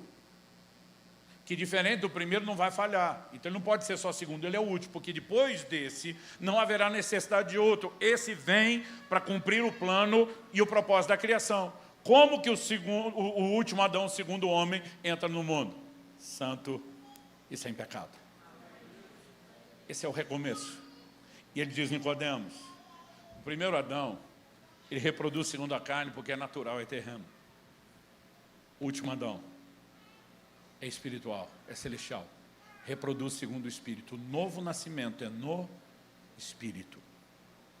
A partir de Cristo, nós temos um ponto central da obra de Deus, da obra de redenção, que nos permite viver o plano divino. Se chama novo nascimento. O que é o novo nascimento? 1 João 3,9 diz que a semente de Deus está em nós. A gente quer a semente, ela carrega um código genético específico. Se você plantar milho, vai nascer trigo? Nunca. Porque tudo que a planta que ainda vai nascer será, já está determinado no código genético e está dentro da semente. Se plantar arroz, vai nascer feijão? Nunca. Quando Deus coloca a sua semente em nós, o que ele está dizendo com isso? Em lugar do código genético corrompido do primeiro Adão, eu vou colocar outro código genético dentro de vocês. Qual a ideia de pôr a semente com código genético? 2 de Pedro 1,4, a fim de que vos torneis participantes da natureza divina. E aí eu e você precisamos entender o quê? O Evangelho não é só perdão de pecados. Gente, perdão já tinha na lei. E a Bíblia está dizendo que aquilo que a lei não pôde fazer, Jesus veio fazer. Perdão já tinha. E eu não estou diminuindo o perdão, a gente tem que ser grato a Deus por isso, mas a obra de Cristo é muito maior do que isso. O livro de Hebreus diz que Deus nos deu uma nova e superior aliança, baseada em melhores promessas, tem a Jesus como fiador, para fazer só o que a velha já fazia, com necessidade de uma nova aliança. Todas as promessas da nova aliança, inclusive do novo nascimento, elas têm um propósito. Qual era o propósito? Era que Deus pudesse conseguir de nós o que Ele não conseguiu na antiga aliança. E aqui eu quero começar a sinalizar para você com clareza aonde Deus vai nos levar a partir do novo nascimento. Nós recebemos uma nova natureza. Pastor, isso significa que perdemos a velha? Não. Eu lembro que um dia eu falei isso numa aula, um irmão falou, pastor, aí não resolve nada. Eu falei, não fala essa bobagem. Quando você só tinha a velha, ela não tinha concorrente. Ela reinava soberana. Agora que você tem a nova, mesmo que não tenha perdido a velha, e deixa eu explicar melhor por que é que você não perdeu a velha. O que é nascido segundo a carne é carne, diz Jesus. Você vai ver em João 6,63, Jesus é a carne para nada aproveita. O Espírito é que vivifica. A vida de Deus, ela vai mudar as coisas no plano espiritual. Só lá na frente a carne será transformada. E você nascendo segundo a carne, onde está a estrutura de pecado herdada do primeiro Adão, a antiga natureza? A nossa carne. Agora, onde recebemos a nova natureza? No nosso espírito. O dia que você converteu, nasceu de novo, seu espírito desincorporou, desencarnou, largou a carne, saiu vagando por aí livre, leve e solto? Não. Esse espírito recriado com a nova natureza vive onde? Seu corpo é chamado na Bíblia de uma casa, um tabernáculo. Ele vive dentro de uma estrutura carnal corrompida. Eu gosto de chamá-la de uma gaiola. Seu espírito que anseia as coisas de Deus está preso numa estrutura corrompida. Eu chamo gaiola. Paulo em Romanos 8 chama cativeiro da corrupção. Se você pegar a sequência do que ele vem falando no capítulo 7, cativeiro da corrupção é o corpo, onde o seu espírito, que tem prazer na lei de Deus, descobre que nos seus membros existe algo guerreando contra ele, que se inclina ao pecado. E aí, meu amigo, o pau está quebrando entre as duas naturezas. É o que Paulo diz em Gálatas 5,17. O espírito milita, o verbo militar é guerrear, brigar, lutar, quebrar o pau contra a carne e a carne contra o espírito. Então, a partir do momento que o crente se converteu, ele não perdeu a velha natureza. Que a gente gosta de ensinar isso, que gasolina de crente também pega fogo. É por isso que o tempo todo nós somos advertidos sobre uma maneira de viver. Porque alguém pode voltar às práticas pecaminosas, de onde saiu. Isso não foi extinto, não foi arrancado dentro de nós. Agora, a nova natureza é o recurso inicial para que eu e você possamos subjugar a velha. Tudo o que Deus fez no novo nascimento aponta para um lugar, a fim de que a exigência da lei se cumprisse em nós, obediência. Olha o que Jesus fala para aquela mulher em João 8, aquela que foi apanhada em flagrante adultério. Eu não te condeno. A obra inicial da graça é a remoção da condenação dos pecados já cometidos. A gente já chegou com o pecado. Mas a partir do momento que ele dá limpo, ele diz para a mesma mulher, na mesma frase, na mesma hora, vá e não peques mais. O mesmo evangelho que apaga os pecados já cometidos, nos empodera para parar de pecar. E se a definição de pecado é transgressão, desobediência da lei, parar de pecar é poder obedecer, cumprir a exigência da lei. Então tudo sinalizava uma mudança na expressão da obediência. Olha o que diz Jeremias 31, dos versos 31 a 33. Esse texto é transcrito ipsis literis em Hebreus 10, de 15 a 17, para falar da nova aliança. O texto diz assim: eis aí vem dias, diz o Senhor, em que firmarei nova aliança com a casa de Israel e com a casa de Judá. Por que nova? Deus continua e diz, não conforme a aliança que fiz com seus pais. Essa é a velha. Quando ela foi feita? No dia em que os tomei pela mão para tirar da terra do Egito. Quem tirou do Egito? Moisés. Quem deu a lei? Moisés. Velha aliança, lei. Deus está prometendo uma nova. Por que a nova? Deus diz, porquanto eles anularam a minha aliança. Anularam como? Desobediência. Não obstante eu os haver desposado, diz o Senhor. Agora verso 33. Porque essa é a aliança que firmarei com a casa de Israel depois daqueles dias, diz o Senhor. Na mente lhes imprimirei as minhas leis, e também no coração lhes inscreverei, e eu serei o seu Deus, eles serão o meu povo. Deus diz, na nova aliança, dentro do código genético deles, eu vou colocar as minhas leis. Se antes nós éramos, por natureza, filhos da desobediência, Efésios 2:3, 1 de Pedro 1:14 diz que agora nós somos filhos da obediência. Recebemos um código genético de obediência. Que é uma outra profecia, Ezequiel capítulo 36, verso 26 e 27. Vou separar, mas os dois têm que ser entendidos em conjunto. Separar só para explicar. Primeiro 26. Ezequiel 36, 26 diz, dar-vos-ei coração novo, e porei dentro de vós espírito novo. Tirarei de vós o coração de pedra, e vos darei coração de carne. Qual o propósito disso? Isso é um novo nascimento, gente. Coração novo, espírito novo. O que significa tirar o coração de pedra? A Bíblia não está dizendo que o nosso coração era literalmente de pedra, mas a expressão coração empedernido, endurecido como pedra, é sempre a incapacidade de responder à palavra de Deus. Hoje, se ouvides a sua voz, não endureça o coração. Deus diz, eu vim resolver esse problema. Você quer ver uma ilustração clara de uma aplicação desse entendimento que o próprio Jesus faz? Em Mateus 19 perguntam a ele, é lícito ao homem divorciar-se da sua mulher por qualquer motivo? Preste atenção que a pergunta não era se o divórcio era ou não era permitido, e sim se era por qualquer motivo. Historicamente, nos dias de Jesus, haviam duas escolas rabínicas muito fortes em Israel. Uma advogava o divórcio por qualquer motivo, outra era muito criteriosa. Mas nenhuma era contra. Por quê? Como eles vão dizer para Jesus, Moisés permitiu o divórcio na lei. Então ninguém estava discutindo a permissão do divórcio. A pergunta para Jesus era, em qual escola rabínica o senhor anda? De que lado o senhor está? E Jesus não toma partido nem de um nem de outro. Jesus diz assim, nunca leste que desde o princípio, ele vai lá para o livro de Gênesis, alguém diz com muita propriedade, quer entender o propósito, volte à origem. Nunca leste que desde o princípio Deus os fez homem e mulher, e disse, deixará o homem, seu pai e sua mãe, se unirá à sua mulher. Deus está falando de Adão e Eva? Não, porque os dois não tinham pai e mãe. Deus estava falando das próximas gerações. Esses sim deixariam pai e mãe. Pai e mãe são os relacionamentos mais profundos e duradouros que o ser humano tem, até a hora de casar. Deus diz, aí corta o cordão umbilical, se une à sua mulher, e os dois se tornam uma só carne. Deus diz, é uma união que é uma fusão. E aí Deus diz, portanto, o que Deus uniu não é para separar. Por que é que vocês estão discutindo o motivo da separação? Dizendo, mas Moisés permitiu. Jesus vai concordar que permitiu, porque permitiu mesmo. Apesar de, durante a lei, mesmo com a permissão, Deus afirmar em Malaquias 2,16, eu, o Senhor, odeio o divórcio. Jesus vai dizer assim, Moisés permitiu pela dureza do vosso coração, um coração de pedra. Vocês não tinham condições de viver o plano de Deus. Mas Jesus está deixando claro, não foi assim antes. E não será assim daqui para frente. Porque eu vim tirar a desculpa da exceção. Eu vim tirar o coração de pedra para dar um novo coração. Eu vim capacitá-los a viver o plano divino. E aí vai fazer sentido o verso seguinte de Ezequiel 36. Nós lemos o 26. Dá-vos-ei coração novo, porei dentro de vós espírito novo. Tirarei de vós o coração de pedra, darei o coração de carne. Agora, olha o verso 27. Porei dentro de vós o meu espírito. E aqui nós acabamos de transicionar para o espírito prometido, onde vamos terminar. Porei dentro de vós o meu espírito.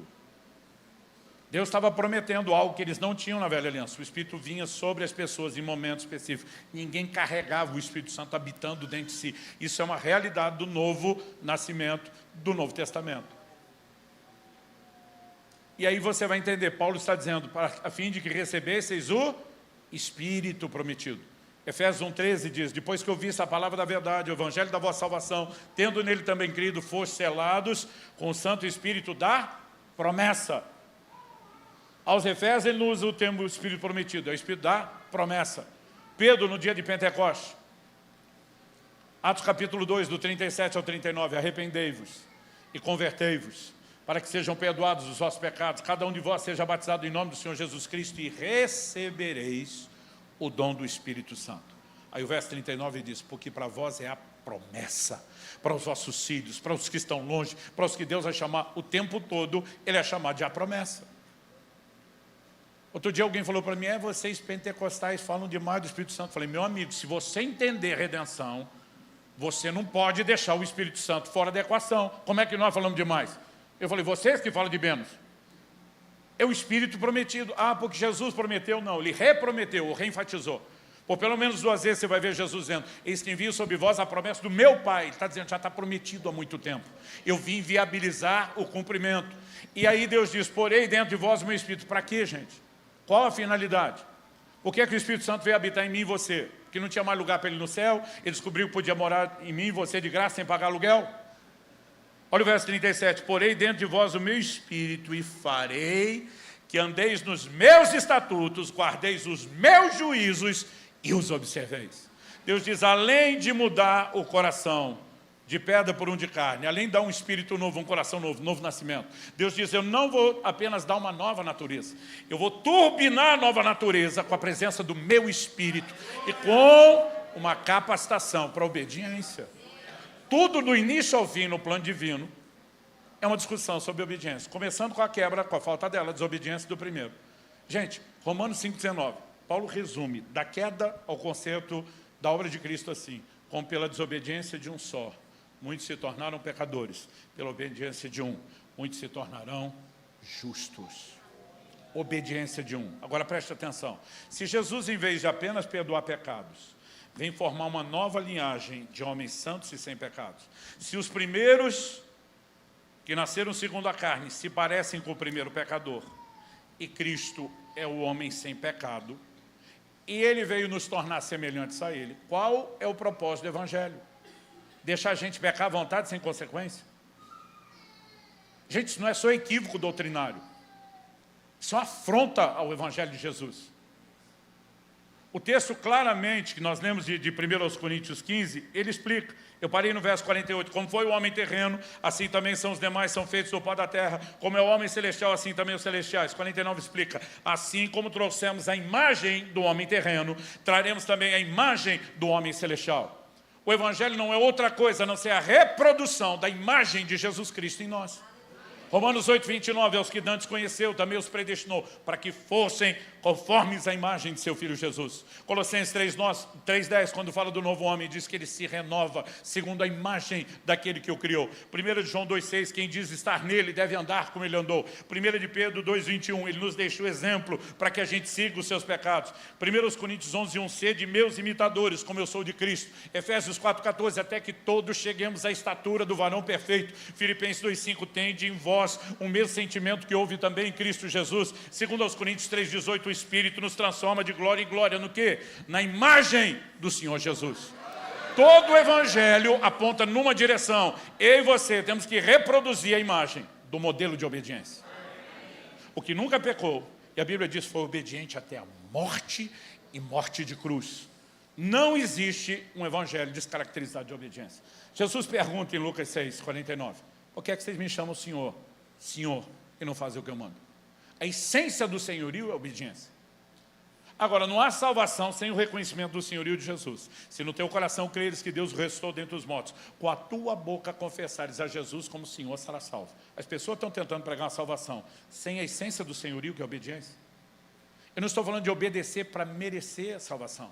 Eu estou falando que nós temos que entender que toda a continuidade da obra de salvação é nos empoderar para poder obedecer. Dá para entender a diferença? E aí, eu e você precisamos claramente entender a importância não só do novo nascimento, mas do Espírito prometido.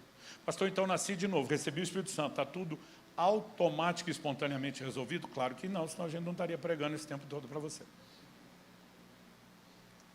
Então, o que é que eu preciso em termos práticos? Ano que vem eu volto para explicar. Não, estou brincando, estou brincando. Isso é maldade. Eu sou aquele tipo de curioso, se fizer isso comigo, eu tenho um treco. Então, é só para com isso conseguir que você me dê atenção mais uns minutinhos. Vocês querem saber como resolver? Vamos voltar em Romanos 8, que foi o texto que nós gastamos mais tempo. O verso 3 e 4, que nós já lemos e relemos, diz, porque aquilo que a lei não podia fazer por causa da fraqueza da carne, se deu 6, dá para ir no e-mail do WhatsApp, enviando o seu próprio filho de semelhança de carne pecaminosa, vou tentar o 2.0. E no que diz respeito ao pecado, não.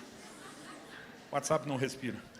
E assim Deus condenou o pecado na carne, a fim de que a exigência da lei se cumprisse em nós. Agora preste atenção. Que não vivemos segundo a carne, mas segundo o Espírito. O que significa isso? Não viver segundo a carne, mas segundo o Espírito. Verso seguinte, 5. Porque, como eu disse, Paulo está desenvolvendo um raciocínio, não dá para quebrar. Os que vivem segundo a carne se inclinam para as coisas da carne, mas os que vivem segundo o Espírito se inclinam para as coisas do Espírito. Pastor, na prática da vida cristã, o que o senhor diria ser o verbo, o chamado à ação mais importante para quem nasceu de novo? É o verbo inclinar. Nós precisamos entender essa inclinação. Verso 6, continuando. Pois a inclinação da carne é morte, dá ruim, mas a do Espírito é vida e paz. As traduções mais antigas veio de inclinação, diz pendor. O que é o pendor? Lembra da figura do pêndulo dos relógios antigos? Pendeu para a carne, deu ruim. Pendeu para o Espírito, deu bom. Então, o pendor ou inclinação é a chave aqui. Os 2 últimos capítulos do livro Caminho da Obediência são só sobre inclinação. Na verdade, eu escrevi um capítulo só, ele ficou tão extenso, abrangente, que a gente acabou quebrando em 2.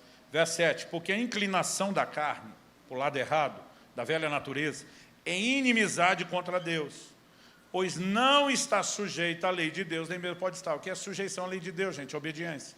Agora, inclinou para a velha natureza, nós voltamos no modelo antigo da incapacidade de obedecer. Mas o verso 8 diz, portanto, os que estão na carne não podem agradar a Deus. Mas o 9 diz, vocês, porém, não estão na carne, mas no Espírito. Se de fato o Espírito de Deus habita em vocês, e se alguém não tem o Espírito de Cristo, esse tal não é dele. Se, porém, Cristo está em vocês, presuma-se, pela lógica que ele está falando, na pessoa do seu Espírito, o corpo, na verdade, está morto por causa do pecado. A presença do Espírito Santo no meu e no seu Espírito recriado ainda não mudou essa morte que carregamos na carne. O corpo continua morto. Ele diz, mas o Espírito é vida por causa da justiça. Como a gente começou a ler Romanos 8,3, a maioria de nós nem se toca de que no 2 ele já tinha dito, a lei do Espírito da vida em Cristo Jesus livrou você da lei do pecado e da morte. A nova natureza, turbinada pelo Espírito Santo, veio para nos dar vitória sobre aquela. Então, entendido isso, verso 11. Se em vocês habita o Espírito daquele que ressuscitou Jesus dentre os mortos, esse mesmo que ressuscitou Cristo dentre os mortos, vivificará também o corpo mortal de vocês, por meio do seu Espírito que habita em vocês. Isso tem 2 sentidos. Se você continuar lendo Romanos 8, você vai ver que Paulo fala da glorificação do corpo. Romanos 8, 23, da redenção do corpo. Então ele está falando que o Espírito Santo, no dia final da volta de Nosso Senhor, vai erradicar a natureza pecaminosa e nossos corpos serão glorificados. Quando a gente parou de ler lá, primeiro aos Coríntios, no capítulo 15, no verso 49, se a gente continuasse o verso seguinte dos 50, você vê que ele diz: carne e sangue não podem herdar o reino de Deus. Por quê? Porque a corrupção não pode herdar a incorrupção. Então tem que ter transformação no final. Agora, quando ele diz que o Espírito vivificará, tem esse elemento completo da obra futura. Mas até que esse dia chegue, ele nos dá o poder de, pela sua vida, anular a força do pecado. É aqui que eu e você podemos andar em obediência. Então, para isso, nós temos que entender inclinação. O crente tem que se inclinar, modo contínuo e recorrente, para a nova natureza. Se inclinou para a velha, que ainda está nessa carne, vai dar ruim. E pastor, em essência, o que é inclinação? Para simplificar, a gente poderia falar horas só sobre inclinação, mas já para encurtar o caminho. E antes de explicar o que eu vou preparar, desde a minha adolescência, algo que sempre me inspirou, foi ler a biografia de homens e mulheres de Deus, que ao longo do cristianismo, da história cristã, não só marcaram gerações, escreveram história, mas se tornaram modelos de piedade, né, de devoção a Deus. Um dia desse, uma pessoa me parou no aeroporto e falou: pastor, eu quero te agradecer. Imaginei que ela ia agradecer os materiais de ensino que a gente disponibiliza. A pessoa olhou para mim e falou: o senhor é minha referência. Falei: olha, se de alguma forma eu estou te inspirando a imitar Jesus, como até agora estou imitando, eu fico feliz. Mas esse selo de referência que você está tentando botar em mim, está muito cedo.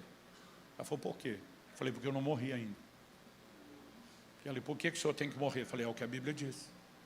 Hebreus capítulo 13, verso 7 diz: atentem para os seus guias, aqueles que pregaram a palavra, e observando atentamente o fim da vida deles, imite a fé que tiveram.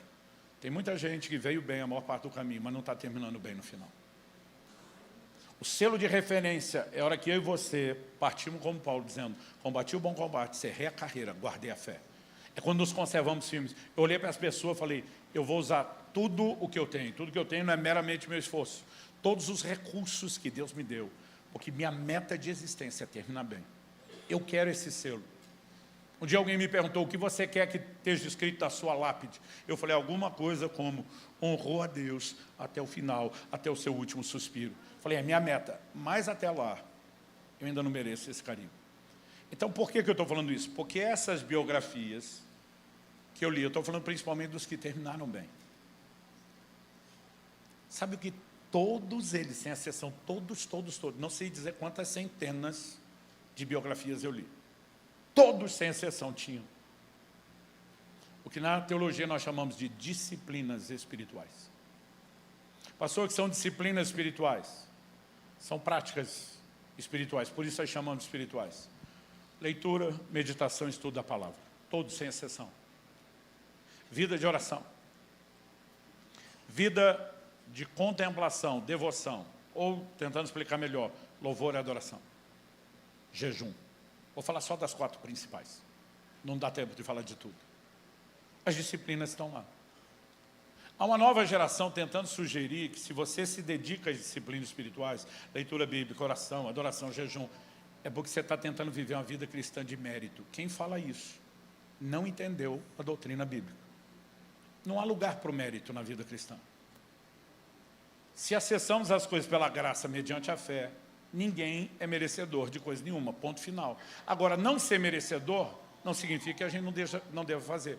Se a gente tem que ser imitador de Cristo, Cristo conhecia as Escrituras, e como?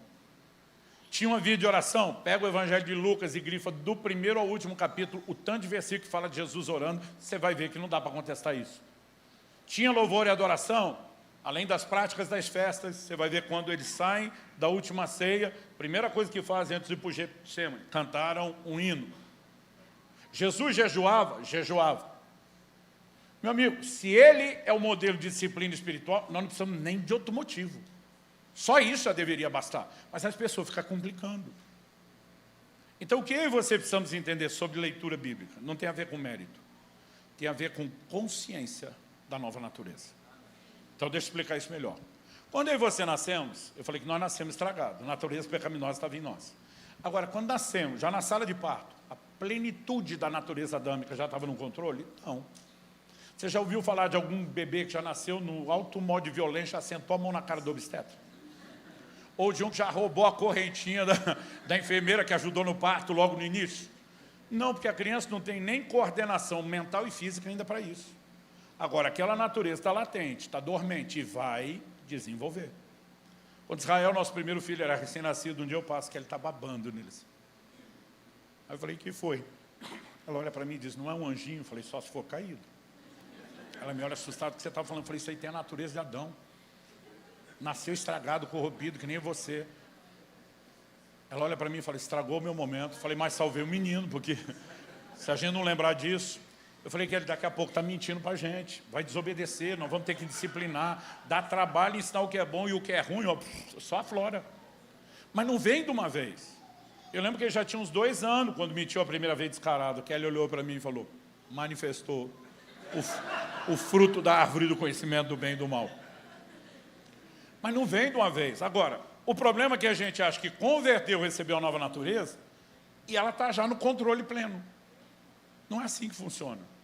1 de Pedro 2,2. Como crianças recém-nascidas, desejem o puro leite espiritual a fim de crescer para a salvação. Esse crescimento é um processo e para ele você precisa de alimento. A pergunta é qual alimento? Jesus disse, nem só de pão viverá o homem, mas de toda a palavra que sai da boca de Deus. Tempo com a palavra é alimentar a nova natureza. Além de alimentá-la no seu espírito, você tem uma mente velha programada a pensar, uma alma velha programada a sentir de acordo com a velha natureza, que agora precisa de renovação. Salmo 19,7 diz, a lei do Senhor é perfeita e restaura a alma. Tiago 21, recebei com mansidão a palavra em vós implantada, a qual é poderosa para salvar, no grego, sozo, curar, restaurar a vossa alma. Então nós precisamos agora de um reset, de o sistema operacional ser reinstalado, e é a palavra de Deus que vai fazer isso. Então quer alimente o espírito, quer reprograma a mente, as emoções. O que ela faz? Ela é uma inclinação em modo contínuo à nova natureza. É por isso que você vai ver na Bíblia, não existe santificação sem Bíblia. João 17, Jesus diz, Pai, santifica-os na verdade.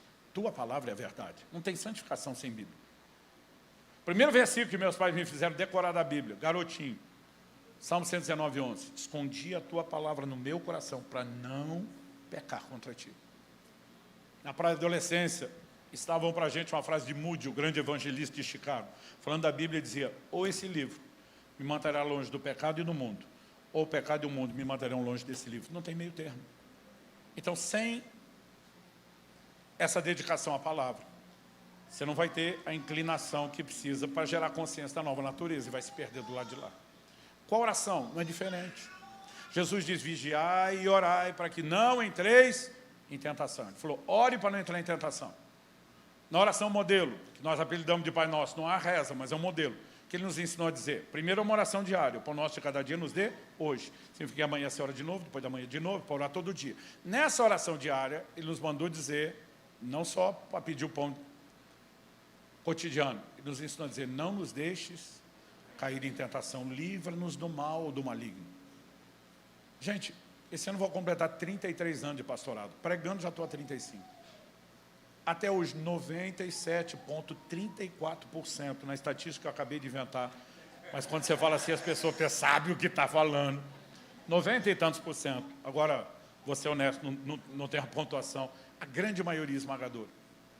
Não só não ora para não cair em tentação, nunca orou. Quase sempre, em todas essas décadas de pastorado, que alguém vem confessar um pecado, minha pergunta é, você ora para não cair? Não. Eu oro quando eu caio. Eu falo, se orasse antes, não precisaria orar depois para ser restaurado. A gente não usa a ferramenta. Qual a importância da ferramenta, querido? Consciência espiritual.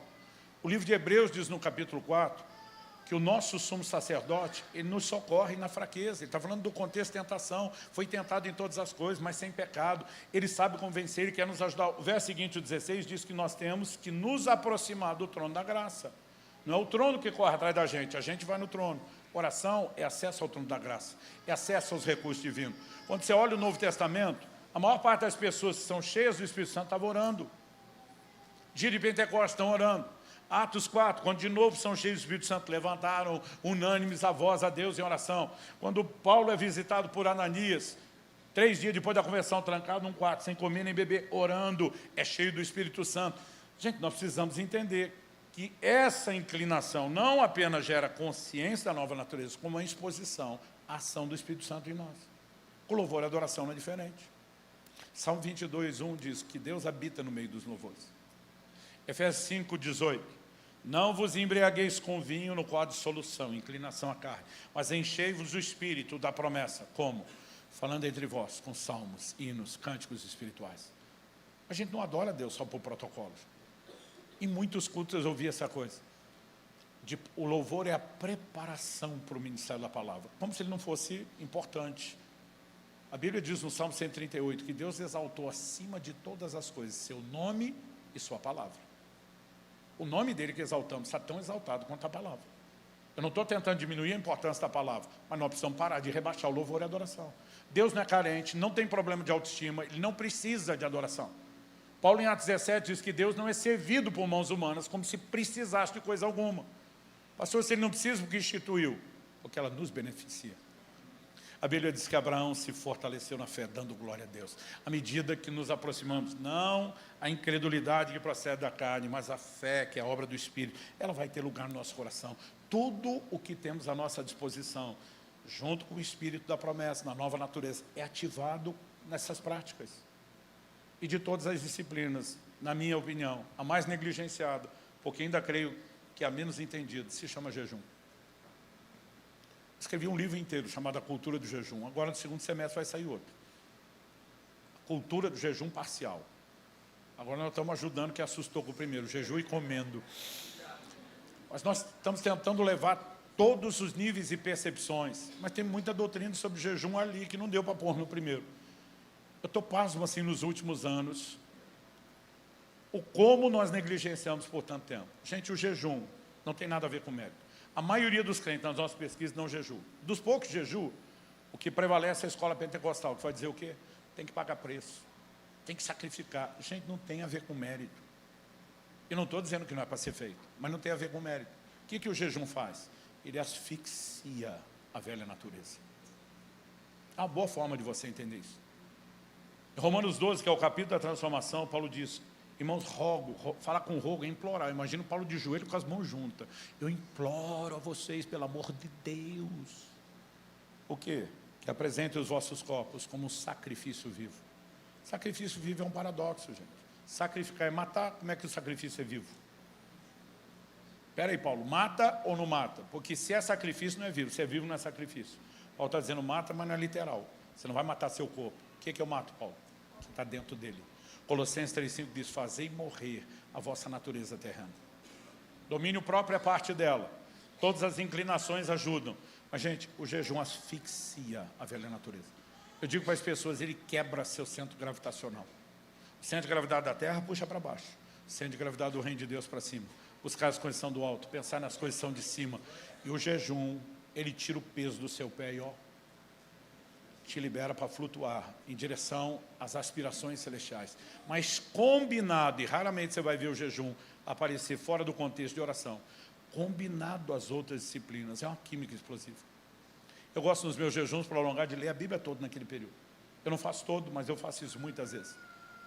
Eu gosto de gastar tempo com oração. Eu gosto de gastar tempo em adoração. Porque quando você combina essas práticas com aquilo que já sufoca, além de não inclinar para o lado de lá, você vem para o lado de cá. Agora, o nosso problema, gente, os antigos praticavam isso sem ficar questionando por quê. E hoje você tem que convencer o crente que ele não pode viver sem isso. Se a gente só imitasse Jesus e os crentes antigamente, estava resolvido. Você não precisa entender o que a disciplina faz. Se você praticar, ela vai dar resultado. Mas aí o que a gente fica inventando como desculpa? Não tem tempo. Um dia eu estava conversando com um grupo de homens, todo mundo lidando com tentação sexual. Falei, gente, vocês têm que gastar tempo com a palavra. Um falou, eu não tenho tempo para isso. Puxei o celular da mão dele, que já estava desbloqueado. Eu mesmo abri o aplicativo, mostrei, falei, olha isso aqui, seu cara de pau, seu telefone, sua estatística. O cálculo diário, baseado na última semana dele. 5h30 por dia em rede social. Falei, 5h30 por dia cuidando da vida dos outros, mas não tem tempo para ler a Bíblia. Ah, vai dizer que rede social é pecado. Falei, não é. Se você cuidasse da vida dos outros 2h30, sobrava 3 para ler a Bíblia, que é mais do que aquilo. As pessoas ficam tentando imaginar um negócio que são só extremos. Eu digo, é só você gastar mais tempo aqui. Como que você não tem tempo? Eu falei, e nós só estamos falando de rede social. Falei, nós dois sabemos que tu é o rei do entretenimento. Tu maratona seriado quase todo dia. Galera, seriado é pecado. Eu falei, não é. Mas te ajuda a pecar. Como? Eu falei, primeiro porque te rouba da inclinação certa. Todo esse tempo que você está gastando lá, você não está gastando do lado de cá. Segundo, você não entende o que isso faz. Não é tão inocente quanto parece. Principalmente quando se gasta muito tempo aqui. Além de não gastar lá, muito aqui. É uma inclinação em modo contínuo. Eu falo, não estou te entendendo. Eu falo, amigo, presta atenção. Aqui na igreja a gente prega um casamento monogâmico, fiel, duradouro. Enquanto você está divertindo com o seu filme seriado, você está torcendo para o marido largar a rabugenta da mulher e ficar com a amante. Você nem percebe a programação da velha natureza. Deus está tentando te reprogramar na nova e o mundo está tentando te reprogramar na velha. Aqui nós estamos pregando justiça, integridade, orando contra a corrupção. Aqui você está torcendo para o bandido escapar da polícia. E está rindo. Não estou dizendo que não possa, querido. Mas uma alta exposição a isso reprograma sem que a gente perceba. Gente gasta tempo demais aqui, perde o filtro. Não estou proibindo ninguém. Só estou dizendo, se a gente tiver um pouquinho de inteligência e gastar tempo aqui, eu lhe garanto. Não, eu não garanto nada, a Bíblia lhe garante. Tudo será diferente. Então, em termos práticos, nascemos de novo, recebemos o Espírito prometido. O que precisamos? Inclinação. Não é automático, instantâneo. Paulo escreve em 1 Coríntios 3, eu não pude falar a vocês como a crentes espirituais, que vivem inclinados para o Espírito, e sim como a carnais.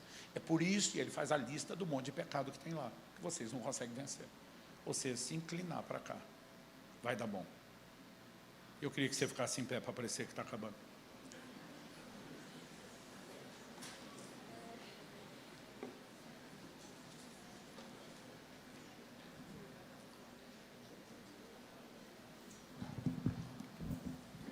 Eu me prometi que eu ia até às 10h30, então nós temos 2 minutos para orar. A gente não vai fazer isso sempre, só vamos fazer no dia 3 de agosto. Não. 5 de agosto. Um irmão um dia me falou assim, pastor, eu estava falando sobre a graça transformadora. A essência do ensino é o mesmo, a obediência. Aliás, para quem acompanha o nosso ministério, o livro Caminho da Obediência, ele veio compor uma trilogia de um impacto da santidade, graça transformadora e agora ele. Todos eles se conversam. E esse irmão falou assim para mim, pastor, depois de te ouvir essas 2h30, que aquele ensino era maior. Ele falou assim, eu estou me sentindo um lixo. A vontade é largar tudo. Eu não dou conta. Ele olha para mim e fala assim, o senhor não sabe que está no meu lugar, no nosso lugar. Eu olhei e falei, você está enganado. Eu falei, eu tinha 15 anos de idade. Eu estava exatamente na sua condição, ouvindo essas coisas e me parecia impossível. A diferença é que eu com 15 anos, como adolescente, diferente de você, um maduro, eu era o rei do drama. Então, quando terminava esses momentos de ensino, eu chorava e dizia para Deus, eu nem crente sou uma fraude. Para mim, assim, eu queria que o chão abrisse, me engolisse. E eu pensava, cara, não dá para viver esse negócio que eles estão falando, está muito longe. Ele falou, o que te ajudou a não desistir? Eu falei, alguém me disse, você não imagina a escadaria na sua frente, ela vai até o céu, lá no topo, Jesus, pequenininho não, porque ele não é grande, mas porque está distante. Eu falei, imaginei. Ele falou, é para lá que você vai. O resto da sua vida é subir essa escada. Um degrau de cada vez, até se tornar semelhante a Ele. A vida cristã não é outra coisa, é isso. Daqui para frente, o tempo todo é só isso. Você vai para frente e para cima, nessa direção.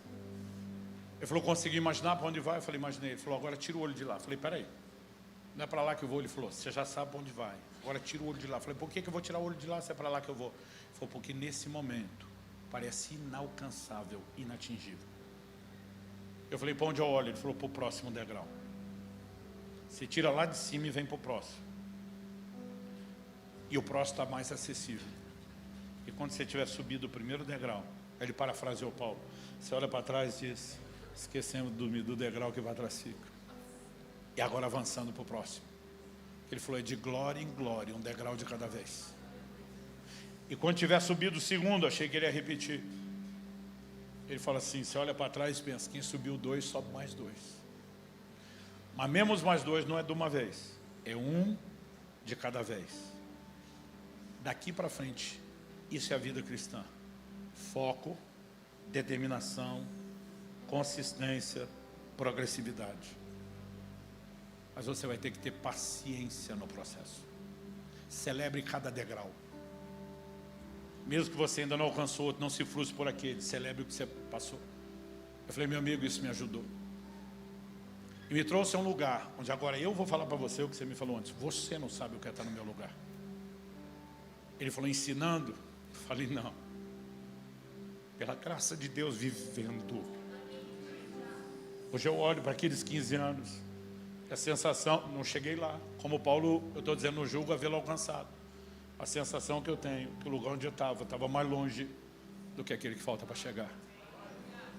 Eu falei, para qualquer lugar que vai, depois que passa na metade, dá um alívio. É possível viver a transformação. Alguém me perguntou, pastor, parece que nos últimos anos o senhor enlouqueceu com esse negócio de leitura bíblica, de jejum, Eu falei, porque eu queria só que tivesse me dito aos 15 anos, que mesmo que é um degrau de cada vez, que dá para subir mais rápido. A sensação que eu tenho é que eu podia ter ganhado tempo. Eu quero intensificar esse processo. Eu quero viver esse modo de inclinação. Ainda tem muito do primeiro Adão aqui que precisa ir embora. Outro dia alguém falou, Jesus fez um jejum de 40, você fica fazendo um monte, quer ser melhor que ele. Eu falei, não é que eu quero ser melhor. Jesus diz, não dá para ser maior que o Senhor. Ele é o modelo. A questão é que eu sou muito pior do que ele era. É por isso que eu preciso quebrar minha carne desse jeito. Mas eu e você podemos avançar de glória em glória. Se eu puder simplificar a sua caminhada cristã, agora que você nasceu de novo, recebeu o Espírito prometido, disciplinas espirituais, inclinação em modo contínuo. Um dia eu estava falando sobre jejum, um rapaz numa conversa falou para mim, eu jejuei uma vez, não vi resultado nenhum, parei. Eu queria dar nele. Mas eu lembrei, você é crente, você é pastor. Eu fiquei pensando, como que você ensina ele e deixa ele com a frustração parecida com a sua? Dei uma observada no shape do cara, rato de academia. Mas sim, não sei quantos quilos de músculo a mais do que a maioria de nós. Na hora me veio a ideia. Eu falei, curioso você falar esse negócio do jejum. Eu estou observando aí que você é um cara que treina e treina legal. Consome proteína, faz tudo direitinho. Senão não estaria desse tamanho. É um negócio que eu gosto. Eu falei, eu tenho um amigo que ele foi uma vez só na academia, não ficou forte, desistiu. A hora que eu falei isso, ele ficou indignado. Eu falei assim, quem que vai ficar forte com uma ida à academia? Eu falei, é você. Por que você ia ficar forte espiritualmente com um dia de jejum para nunca mais fazer? Aí parece que o rosto dele se iluminou, parece que ele teve a revelação. Eu falei, cara, você consegue entender a estupidez disso na fisiologia do treino, mas não entende na vida espiritual? Nós precisamos de recorrência. Não é uma, não é duas, é modo contínuo. Se você quiser ficar fortão espiritualmente. Aí eu oro com cada um dos meus irmãos e irmãs. Nós somos gratos por tão grande redenção. Nós somos gratos pela obra do último Adão, para que a exigência da lei e a obediência pudesse finalmente se cumprir em nós. O Senhor nos deu uma nova natureza, o Senhor nos deu o Espírito prometido. Mas, ó Deus, nós não queremos simplesmente silenciar o poder e o impacto que a nova natureza e a presença do Teu Espírito podem ter em nós, negligenciando as disciplinas espirituais. Ajuda-nos a entender e corresponder contigo. É a nossa oração, é o nosso clamor em nome de Jesus. Não nos deixe sair desse lugar só com informação a ser digerida ou processada. Permita-nos ter mais do que alinhamento doutrinário. Nós oramos pelo sopro do Teu Espírito, trazendo despertamento no coração de cada um. Guia-nos nessa jornada. Nós clamamos em nome de Jesus e para a glória de Deus. Se você crê e concorda, diga amém. Se você recebe essa palavra, diga eu recebo em nome de Jesus. Olhe para